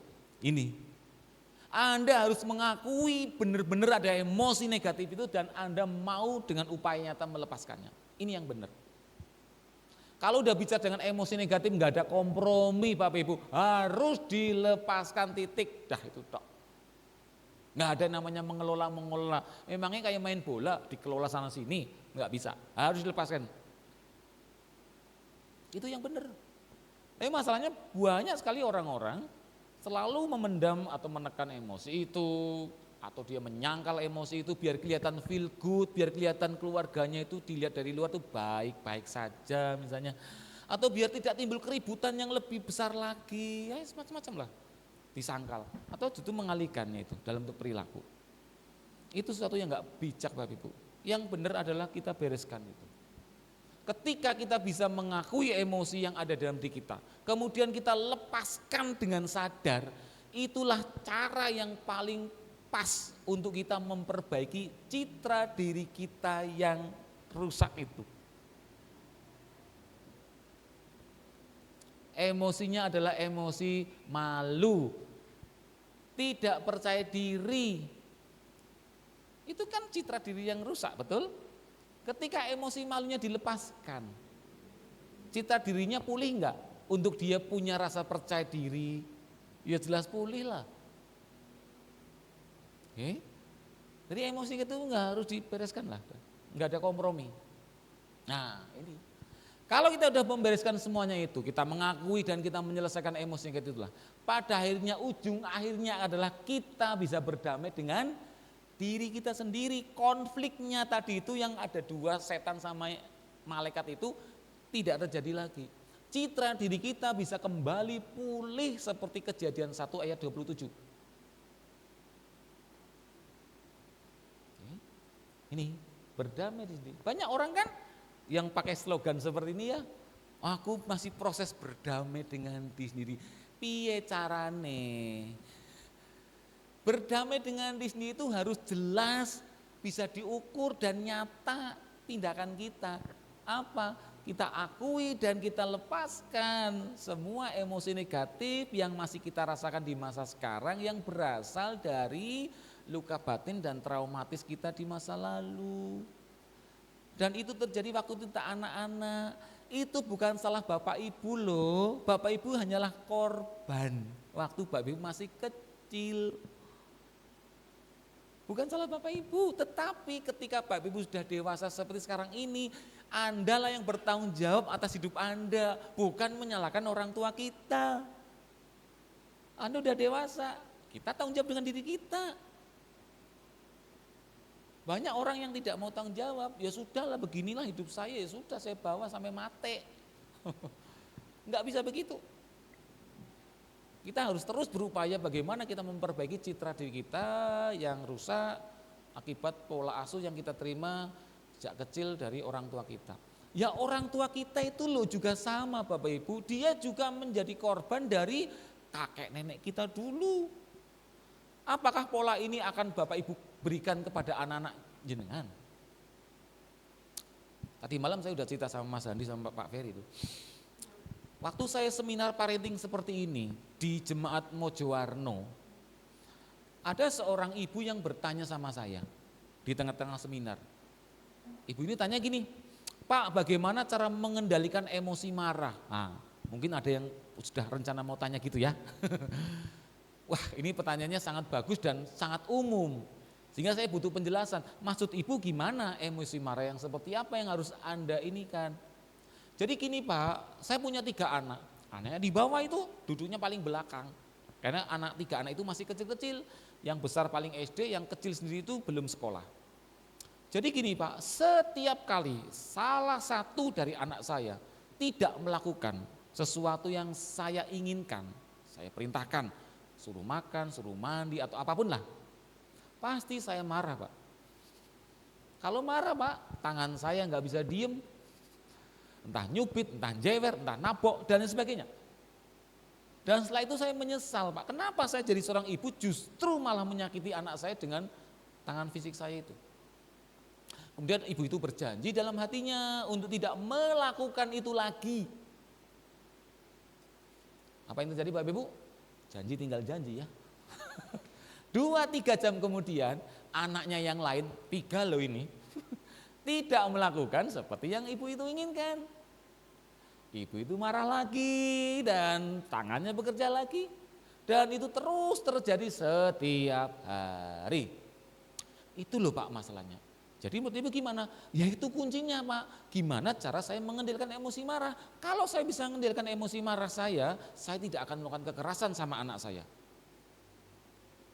Logika berpikirnya kelihatannya benar.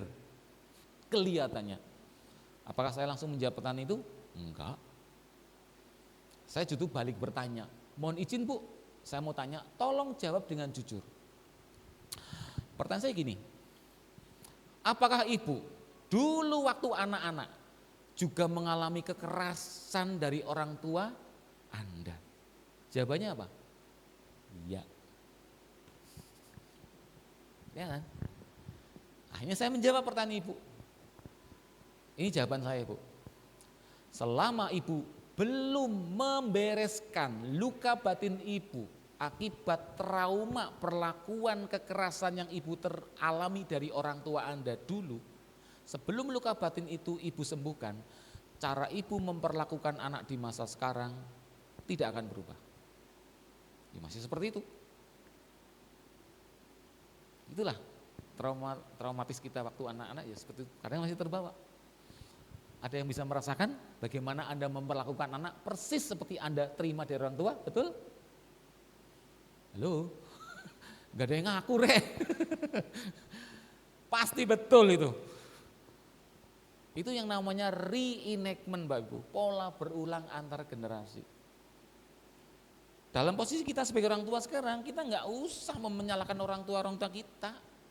Kita dengan kesadaran kita bertanggung jawab atas hidup kita, agar mata rantainya benar-benar kita potong sehingga tidak sampai kalau omongannya Pak Mas Andi itu diturunkan ke anak-anak kita. Kita harus punya kesadaran itu agar tidak sampai mengalami anak-anak kita nggak mengalami seperti itu. Karena pola-pola asuh yang seperti itulah yang membuat anak mengalami traumatis, itulah awal mulanya citra diri seorang manusia itu mulai rusak.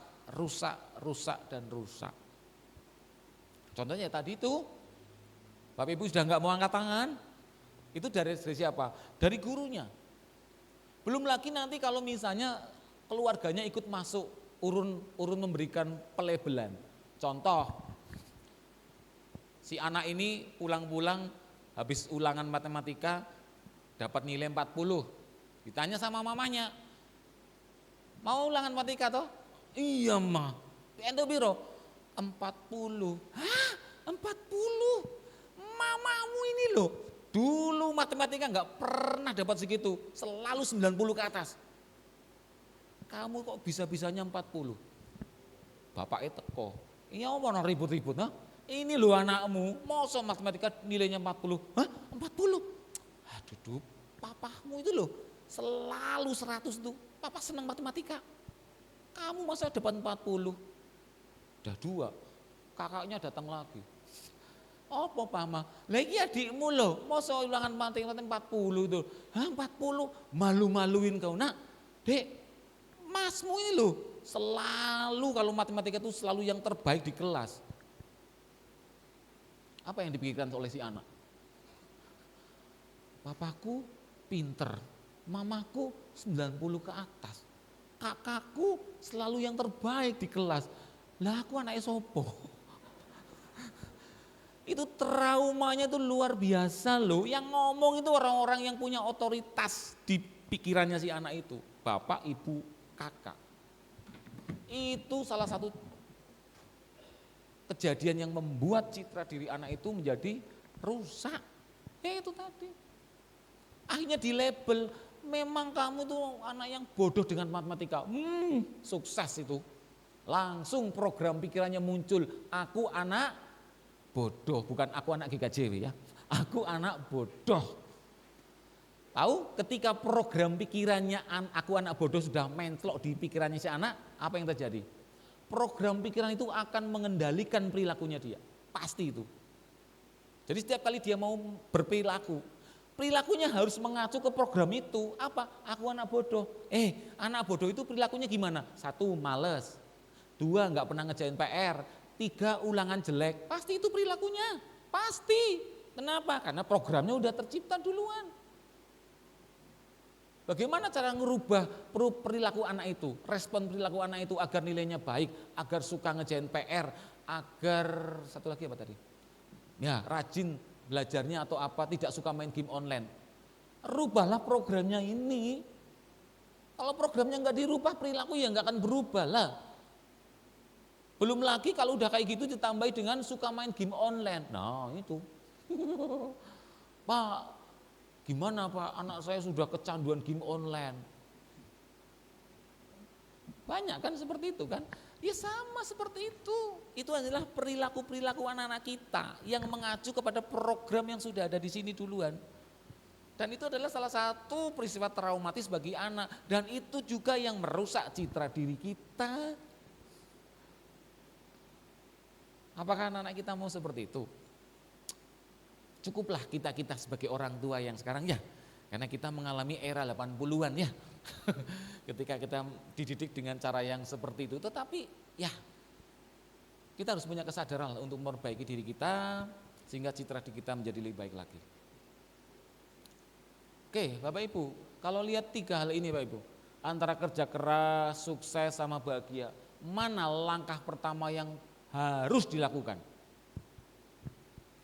Pak, sekarang pilihannya 3 Pak. Kalau tadi pilihannya 2 ya, perlu atau tidak? Sekarang ada 3 pilihan. Siapa yang setuju dengan kerja keras? Wah tuh 2, 3, 4, 5, banyak ya. Siapa yang setuju dengan sukses dulu langkah utamanya? Enggak ada, kasihan warna hijau ya. Oke, siapa yang setuju dengan bahagia dulu sebagai langkah awal? Wow, hampir sama. Siapa yang milih yang keempat?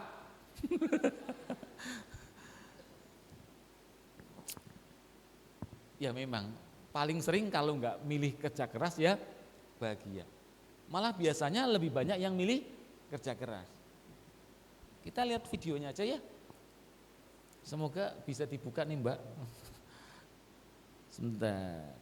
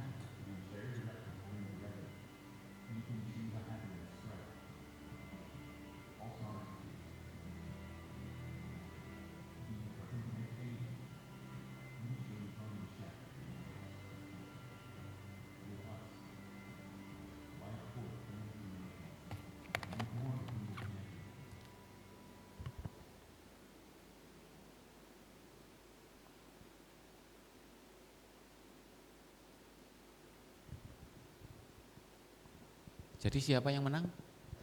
Sisi sana. Bahagia dulu. Harus bahagia dulu. Kalau nggak bahagia, sulit sekali Anda untuk berpikiran positif. Ingat Bapak Ibu, urutannya begini Bapak Ibu. Perasaan dulu, perasaan ini yang memunculkan pemikiran, buah pikir, thoughts. Pemikiran inilah yang akan memunculkan respon perilaku. Jadi kalau ingin merubah perilaku, rubahlah yang paling awal yaitu perasaan itu sendiri. Enggak ada yang ceritanya pemikiran muncul tanpa ada perasaan, enggak ada. Perasaan dulu muncul baru pemikiran. Ketika perasaannya cemas, khawatir, muncul pikiran negatif kan? Yes, pikiran negatif itu kalau sering banget Anda beri energi, diakses terus-terusan, itu akan mewujud dalam bentuk kejadian nyata. Pasti itu. Apa yang dominan di pikiran Anda, yang dipengaruhi oleh dominan perasaan Anda, itu yang akan menjadi kenyataan dalam hidup Anda. Jadi kalau ingin Anda merubah hidup Anda, rubahlah apa yang dominan di perasaan Anda. Kalau dominannya sesuatu yang bermuatan negatif, ya hidup Anda ya akan seperti itu juga negatif. Oke. Jadi apa dulu yang harus dilakukan? Bahagia dulu lah. Kalau udah bahagia itu mudah untuk kerja keras, semangat. Barulah sukses. Jadi kalau demikian, berdamai dengan diri sendiri kan ujung-ujungnya apa? Bahagia. Jadi sebelum memulai langkah awal bahagia untuk kita sukses dalam bidang apapun juga, kita bereskan dulu diri kita kan, agar kita bisa merasa bahagia. Perasaan bahagia itu gampang Bapak Ibu, itu ada di dalam diri kita semua, bukan dari luar. Kebahagiaan itu bukan karena orang lain, tetapi karena diri kita. Ada seorang klien saya, seorang ibu sudah sepuh. Pak, saya kok nggak pernah bisa bahagia ya? Loh kenapa Bu? Iya saya merasa kayak perasaan saya itu nggak enak, susah bantu merasa bahagia. Memangnya ada masalah toh Bu di masa sekarang? Ya nggak ada. Anak saya empat-empatnya sudah selesai kuliah semua, sudah dapat pekerjaan semua, bahkan sudah ada yang menikah, punya rumah, dapat anak. Enggak ada yang namanya sesuatu yang membuat saya itu tidak bisa bahagia. Lah terus kenapa Bu? Ya yaitu, nah saya tadi keliru. Dari 4 saudara itu ada 1 yang bungsu yang belum selesai kuliah. Oh jadi ibu itu anak yang terakhir belum selesai kuliah? Iya Pak.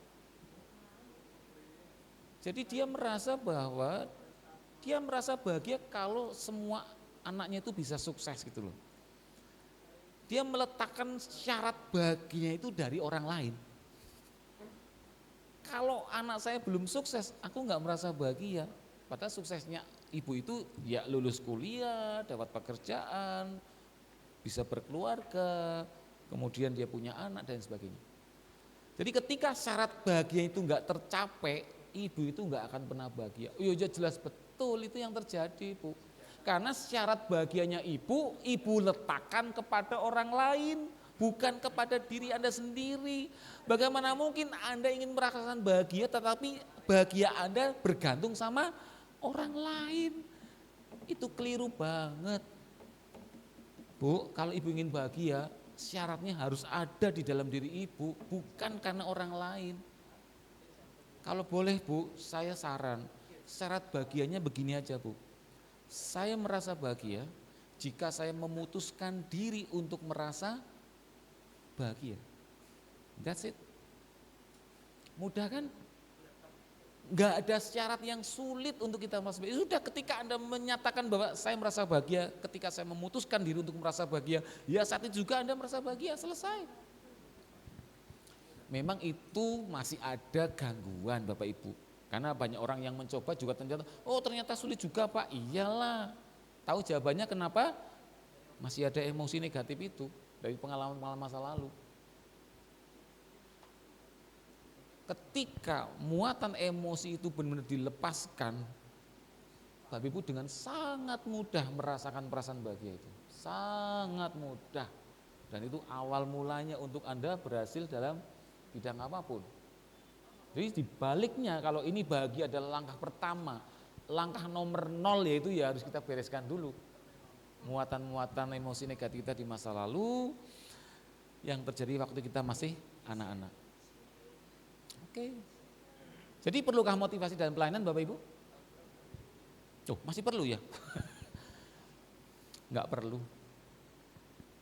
Bapak Ibu lo tahu lo persis kenapa pelayanan itu penting. Tahu siapa yang enggak tahu, enggak pasti tahu itu. Tanya Bapak Ibu tuh enggak bisa melayani kenapa? Karena ada yang menghambat. Handbrake-nya tuh rem tangannya masih ditarik kencang gitu loh maksudnya. Ketika rem tangannya itu Anda lepaskan emosi negatif Anda di masa lalu terkait dengan traumanya itu. Anda akan melaju dengan begitu mudahnya tanpa ada yang menghambat. Anda merasa bahagia banget ketika melakukan pelayanan itu. Enggak ada beban sama sekali. Itu yang berbahaya. Sebenarnya enggak perlu motivasi. Motivasi kan memberitahu kan. Memberitahu lah, udah tahu kok, masa diberitahu lagi kan. Paling juga 1 Korintus 15 ayat 58 ya. Jerih payahmu tidak sia-sia kan begitu misalnya. Yalah. Jadi enggak perlu sebenarnya motivasi. Itu yang paling penting adalah bagaimana kita bereskan belenggunya itu. Mau dimotivasi berulang-ulang pun kalau masih ada hambatannya ya sama aja Anda ngegas terus. Lah wong digas terus tapi handremnya Anda tarik kenceng. Gimana mobil bisa jalan? Ini nggak usah lah. Karena nggak begitu penting. Nah ini. Ini saya kutip karena di Jemaat Lawang itu, jemaatnya saya bukan Madiun ya. Di Jemaat Lawang itu ada yang seperti ini. Alasannya selalu pekerjaan. Sing pabrik sampai lembur lah, inilah, itulah, semuanya urusan pekerjaan pasti. Dia nggak punya waktu untuk melayani. Belajar dari Rasul Paulus ini. Ini di Roma ya. Saya lupa ini kutipannya. Kamu sendiri tahu bahwa dengan tanganku sendiri aku telah bekerja untuk memenuhi keperluanku dan keperluan kawan-kawan seperjalananku. Rasul Paulus itu kerja loh ya. Bukan dibiayai oleh jemaat tertentu ya. Dia kerja untuk membiayai hidupnya sendiri sambil dia melakukan tugas pelayanan yang utama. Enggak ada alasannya kita enggak melayani, tapi alasannya karena pekerjaan. Loh, Paulus saja juga begitu kok. Kalau tadi yang Roma 7 ayat berapa? 19, Anda setuju? Ya kan manusia juga itu. Berarti saya juga enggak apa-apa, Rasul Paulus saja bisa konflik. Kalau ini ya ikuti juga. Gitu. Jadi enggak ada alasan kalau masalah pekerjaan itu menjadi apa? Alasan untuk tidak melayani. Lah, Rasul Paulus juga melakukan ini kok. Dia malah bekerja sendiri gitu. Oke, sebagai penutup saya ingin mengutip ini ya. Ini yang menjadi pegangan saya Bapak Ibu. Ini, Kolose 3 ayat 23 itu. Itu yang menjadi pegangan saya. Apapun juga yang kamu perbuat dengan segenap hati seperti untuk melakukan Tuhan.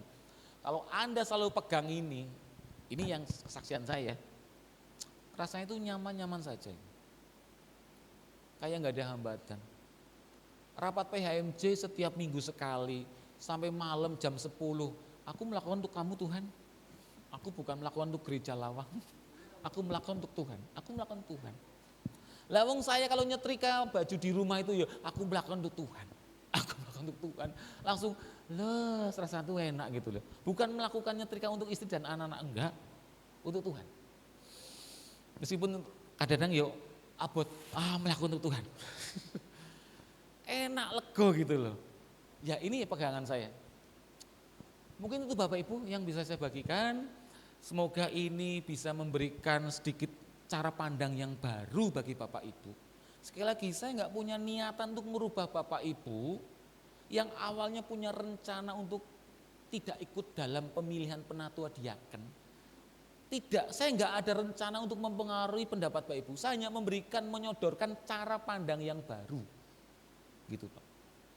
Masalah cara pandang yang baru itu Bapak Ibu pakai atau tidak, monggo kerso silakan. Itu hak Bapak Ibu. Karena hidup kita adalah kita yang bertanggung jawab. Betul kan?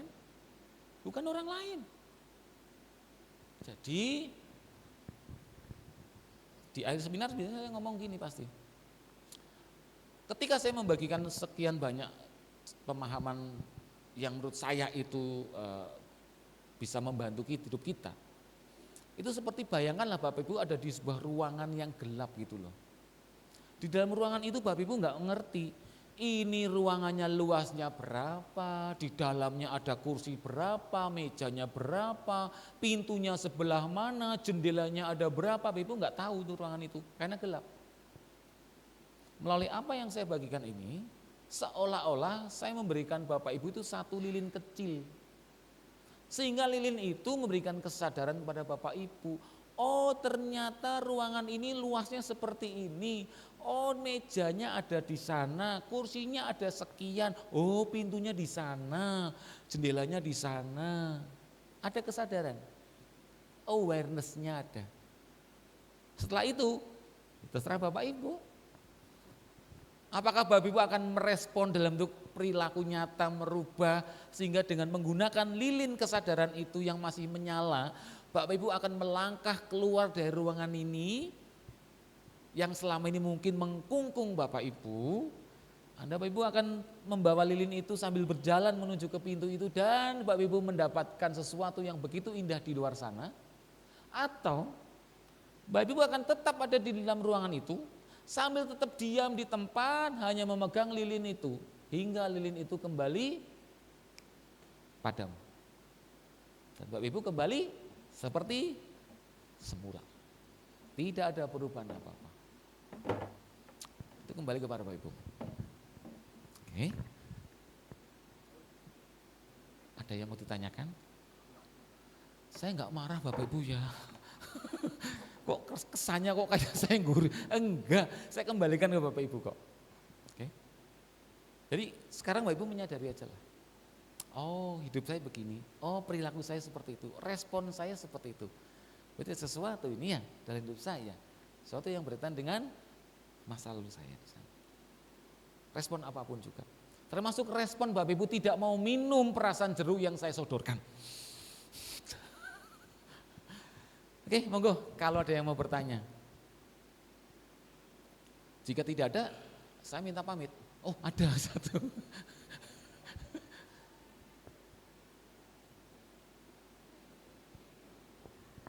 Singkat, padat, susah jawabnya. Satu, ini menurut saya Bu ya. Bereskan emosi negatif yang melekat pada kejadian traumatis, itu aja. Sekali lagi, di depan saya sudah ngomong, saya menyampaikan ini adalah berdasarkan persepsi saya ataupun pengetahuan saya sebagai seorang hipnoterapis Bapak Ibu. Setiap kali klien saya bantu membereskan traumatis di masa lalu dengan cara melepaskan emosi negatif yang melekat dalam kejadian itu. Dia pasti merasa leganya luar biasa. Dia merasa bahagia Bu, pasti itu.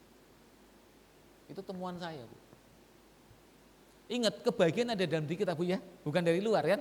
Nah, kebahagiaan ada dalam diri kita itu seperti mutiara yang tidak bisa bersinar keluar karena mutiara itu dibungkus dengan lumpur-lumpur emosi negatif Bu.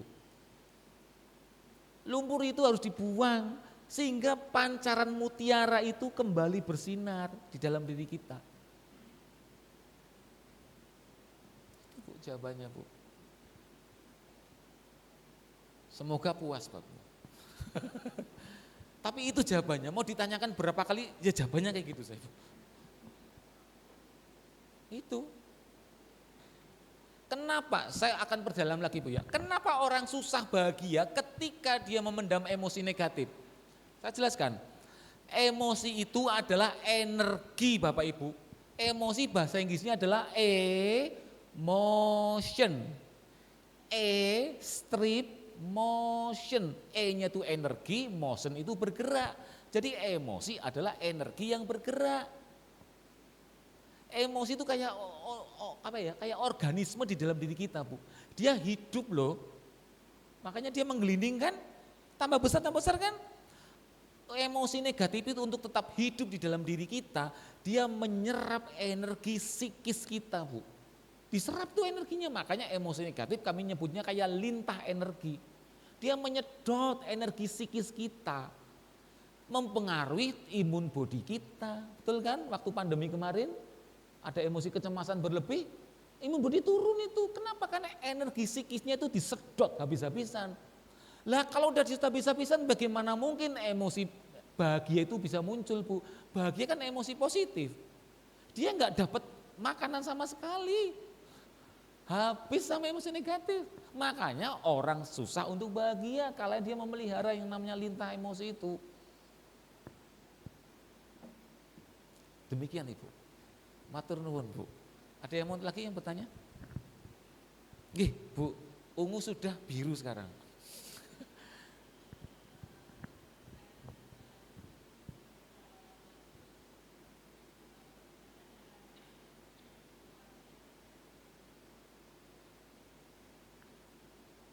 Kok jadi konsultan?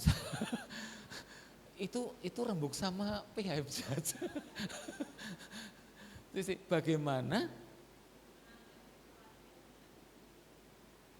Iya, itu ranahnya PM saja itu. Saya kan nggak tahu keluarga itu. Apa alasannya? Tetapi apapun respon keluarga itu atau siapapun anggota keluarga itu yang tidak setuju dengan pencalonan suaminya atau istrinya gitu ya, itu pasti dia kan, itu kan respon perilaku. Tidak setuju kan respon perilaku kan? Pasti itu ada suatu emosi yang diekspresikan dalam bentuk perilaku itu kan? Ya emosi itu yang diberesin dalam dirinya. Masalahnya kan kita nggak mungkin ngomong, itu ada emosi pasti kamu ya gitu. Kan nggak mungkin begitu. Kembali kepada diri kita masing-masing memang. Ya tanggapinya kita nggak boleh terprovokasi, kita harus tetap tenang lah. Saya sih nggak, kalau saya menghadapi orang-orang yang kelihatan banget bahwa dia lagi mengekspresikan emosi negatifnya dia melalui perilaku ya kita nggak boleh terpicu dong. Tadi malam saya bicara dengan Mas Handi, Pak Ferry itu cukup dalam itu terkait dengan ini. Sampai termasuk relasi dengan pasangan suami istri, kenapa suami istri itu bertengkar gitu ya, kenapa yang satu ribut terus ini yang satu lagi ikut terpicu jadi ribut lagi gitu. Wah itu rame itu tadi malam itu ya, saya nggak direkam itu. Itu cukup dalam, termasuk ketika relasi orang tua dengan anak begitu. Ya saya nggak bisa jawab secara detail Bu kalau kayak gitu ya, karena itu sangat kasuistik, sangat sesuai dengan kasusnya masing-masing tentunya. Mungkin di Jemaat Lawang juga sama, cuman Jemaat Lawang masih baru hari Minggu besok penjaringan calon itu baru dihitung, jadi belum ada nama-nama yang muncul gitu. Dan baru minggu besok. Jadi ini pertanyaannya menurut saya dirembuk sama PMC. Saya nggak bisa menjawab kalau kayak gini ya, karena saya nggak tahu keluarga itu seperti apa gitu loh. Ini kan sebenarnya kembali kepada kita semuanya gitu loh.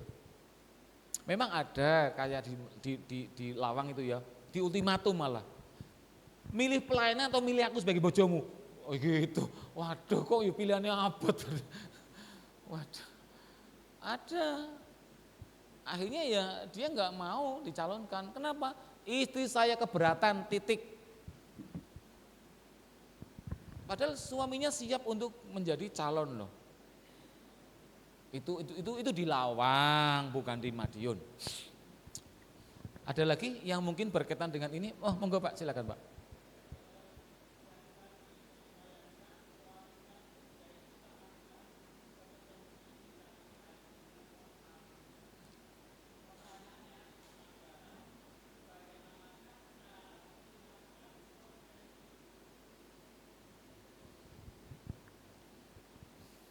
Bagaimanakah cara meningkatkan kepercayaan diri? Gitu Pak Nggih. Oh, cara meningkatkan kompetensi.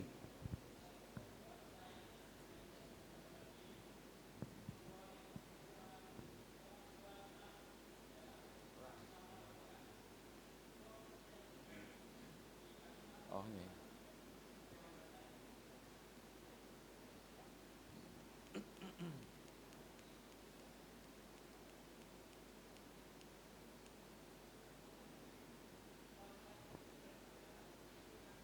Nggih, betul. Nggih. Oh, begitu. Ya, sebenarnya sih fokus saya kan di hambatannya ya. Karena itulah yang merusak citra diri kita kan, hambatan itu. Itu trauma-trauma masa lalu. Lalu Bapak menanyakan kompetensi. Cara meningkatkan kompetensi adalah ya dengan cara belajar melalui buku-buku, ikut seminar, pelatihan. Itu kan meningkatkan kompetensi. Biasanya kalau di karyawan perusahaan kan seperti itu kan. Oh ikut pelatihan, itu kan untuk meningkatkan kompetensi. Kemudian ada sesi tersendiri untuk meningkatkan motivasi, begitu. Tapi jarang banget saya temukan perusahaan menginvestasikan dananya untuk meningkatkan kualitas karyawannya, kinerja, performanya itu dalam bentuk membantu karyawan itu melepaskan hambatan mental, jarang. Padahal disitulah kunci pokoknya. Di situ sebenarnya kunci pokoknya. Makanya karyawan ketika disuruh ikut pelatihan seminar kadang, pernah kan begitu toh. Iku meneh, ya sudah karena dia memang udah tahu sebenarnya. Yang dia butuhkan kan bagaimana untuk hambatan ini sebenarnya. Ya sama ketika kita melakukan pelayanan Bapak Ibu ya, pasti kita semua tahu kok pentingnya pelayanan kok. Kita tahu kok Pak Pendeta juga kadang masih mendorong atau memberikan motivasi untuk kita giat dalam pelayanan kok. Tapi masalahnya kenapa pelayanan kita masih seperti itu? Ya karena ada ini yang ada dalam diri kita. Ya tadi contoh-contoh ini kan yang paling gampang. Contoh-contoh di jemaat lain. Ya kan? Kan ini kelihatan.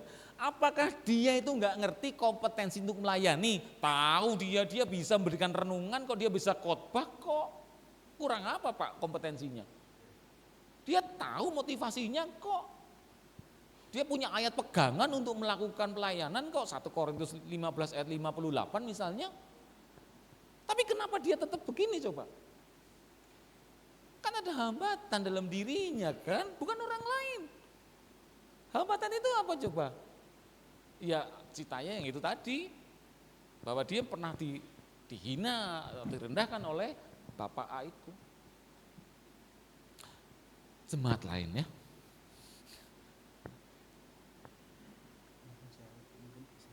Oh gitu. Oke, gini. Saya dibisikin, nyuwun sewu kalau bisa break dulu. Jangan keras-keras, Mas Andi ngomong. Kok mirip Pak Jokowi. Ajudan ini, tadi istri saya ngomong kalau rambutnya suruh dirapikan. Nggih, Bapak Ibu kita akan break dulu nggih. Nanti kalau sudah break, kita tinggal melanjutkan yang ini karena paparan saya sudah selesai. Nggih. Monggo Bapak Ibu bisa bertanya atau ya apalah yang mungkin Bapak Ibu ingin tanyakan berkaitan dengan kasus-kasus tertentu. Mungkin bisa jadi enggak cuman berkaitan dengan dauran nggih Bapak Ibu nggih. Mungkin enggak berkaitan dengan dauran juga. Karena ini bagaimana Anda terpicu punya kesadaran untuk merubah diri Anda sendiri gitu loh. Memang salah satunya berkaitan dengan ya proses dauran itu sendiri seperti itu. Oke? Karena kita mau break dulu makan, monggo saya akan kembalikan ke Pak Pendeta dulu.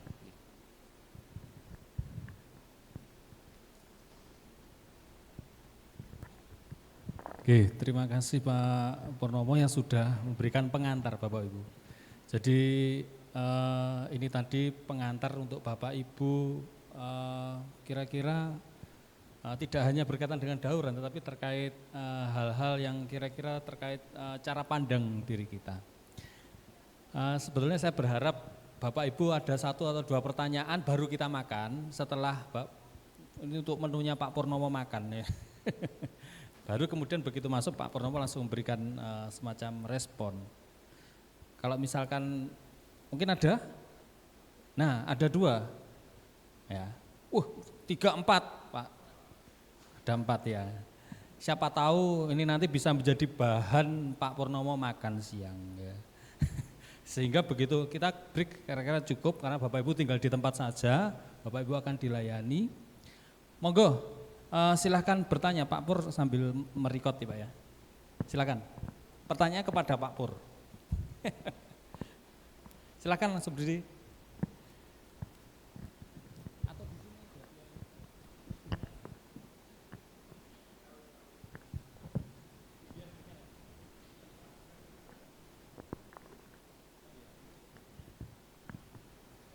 Pertanyaan saya adalah, nama saya Pak Trio Pramanto yang kenal Pak Yoyo. Saya tuh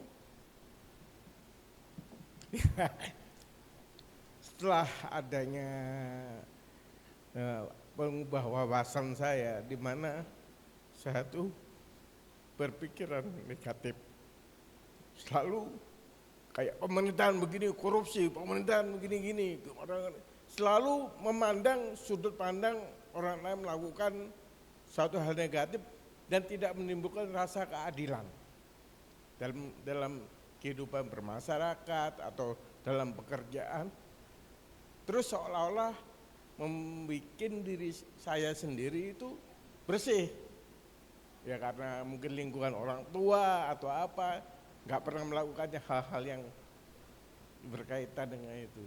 Sehingga kadang-kadang menimbul satu polemik, kadang-kadang yaitu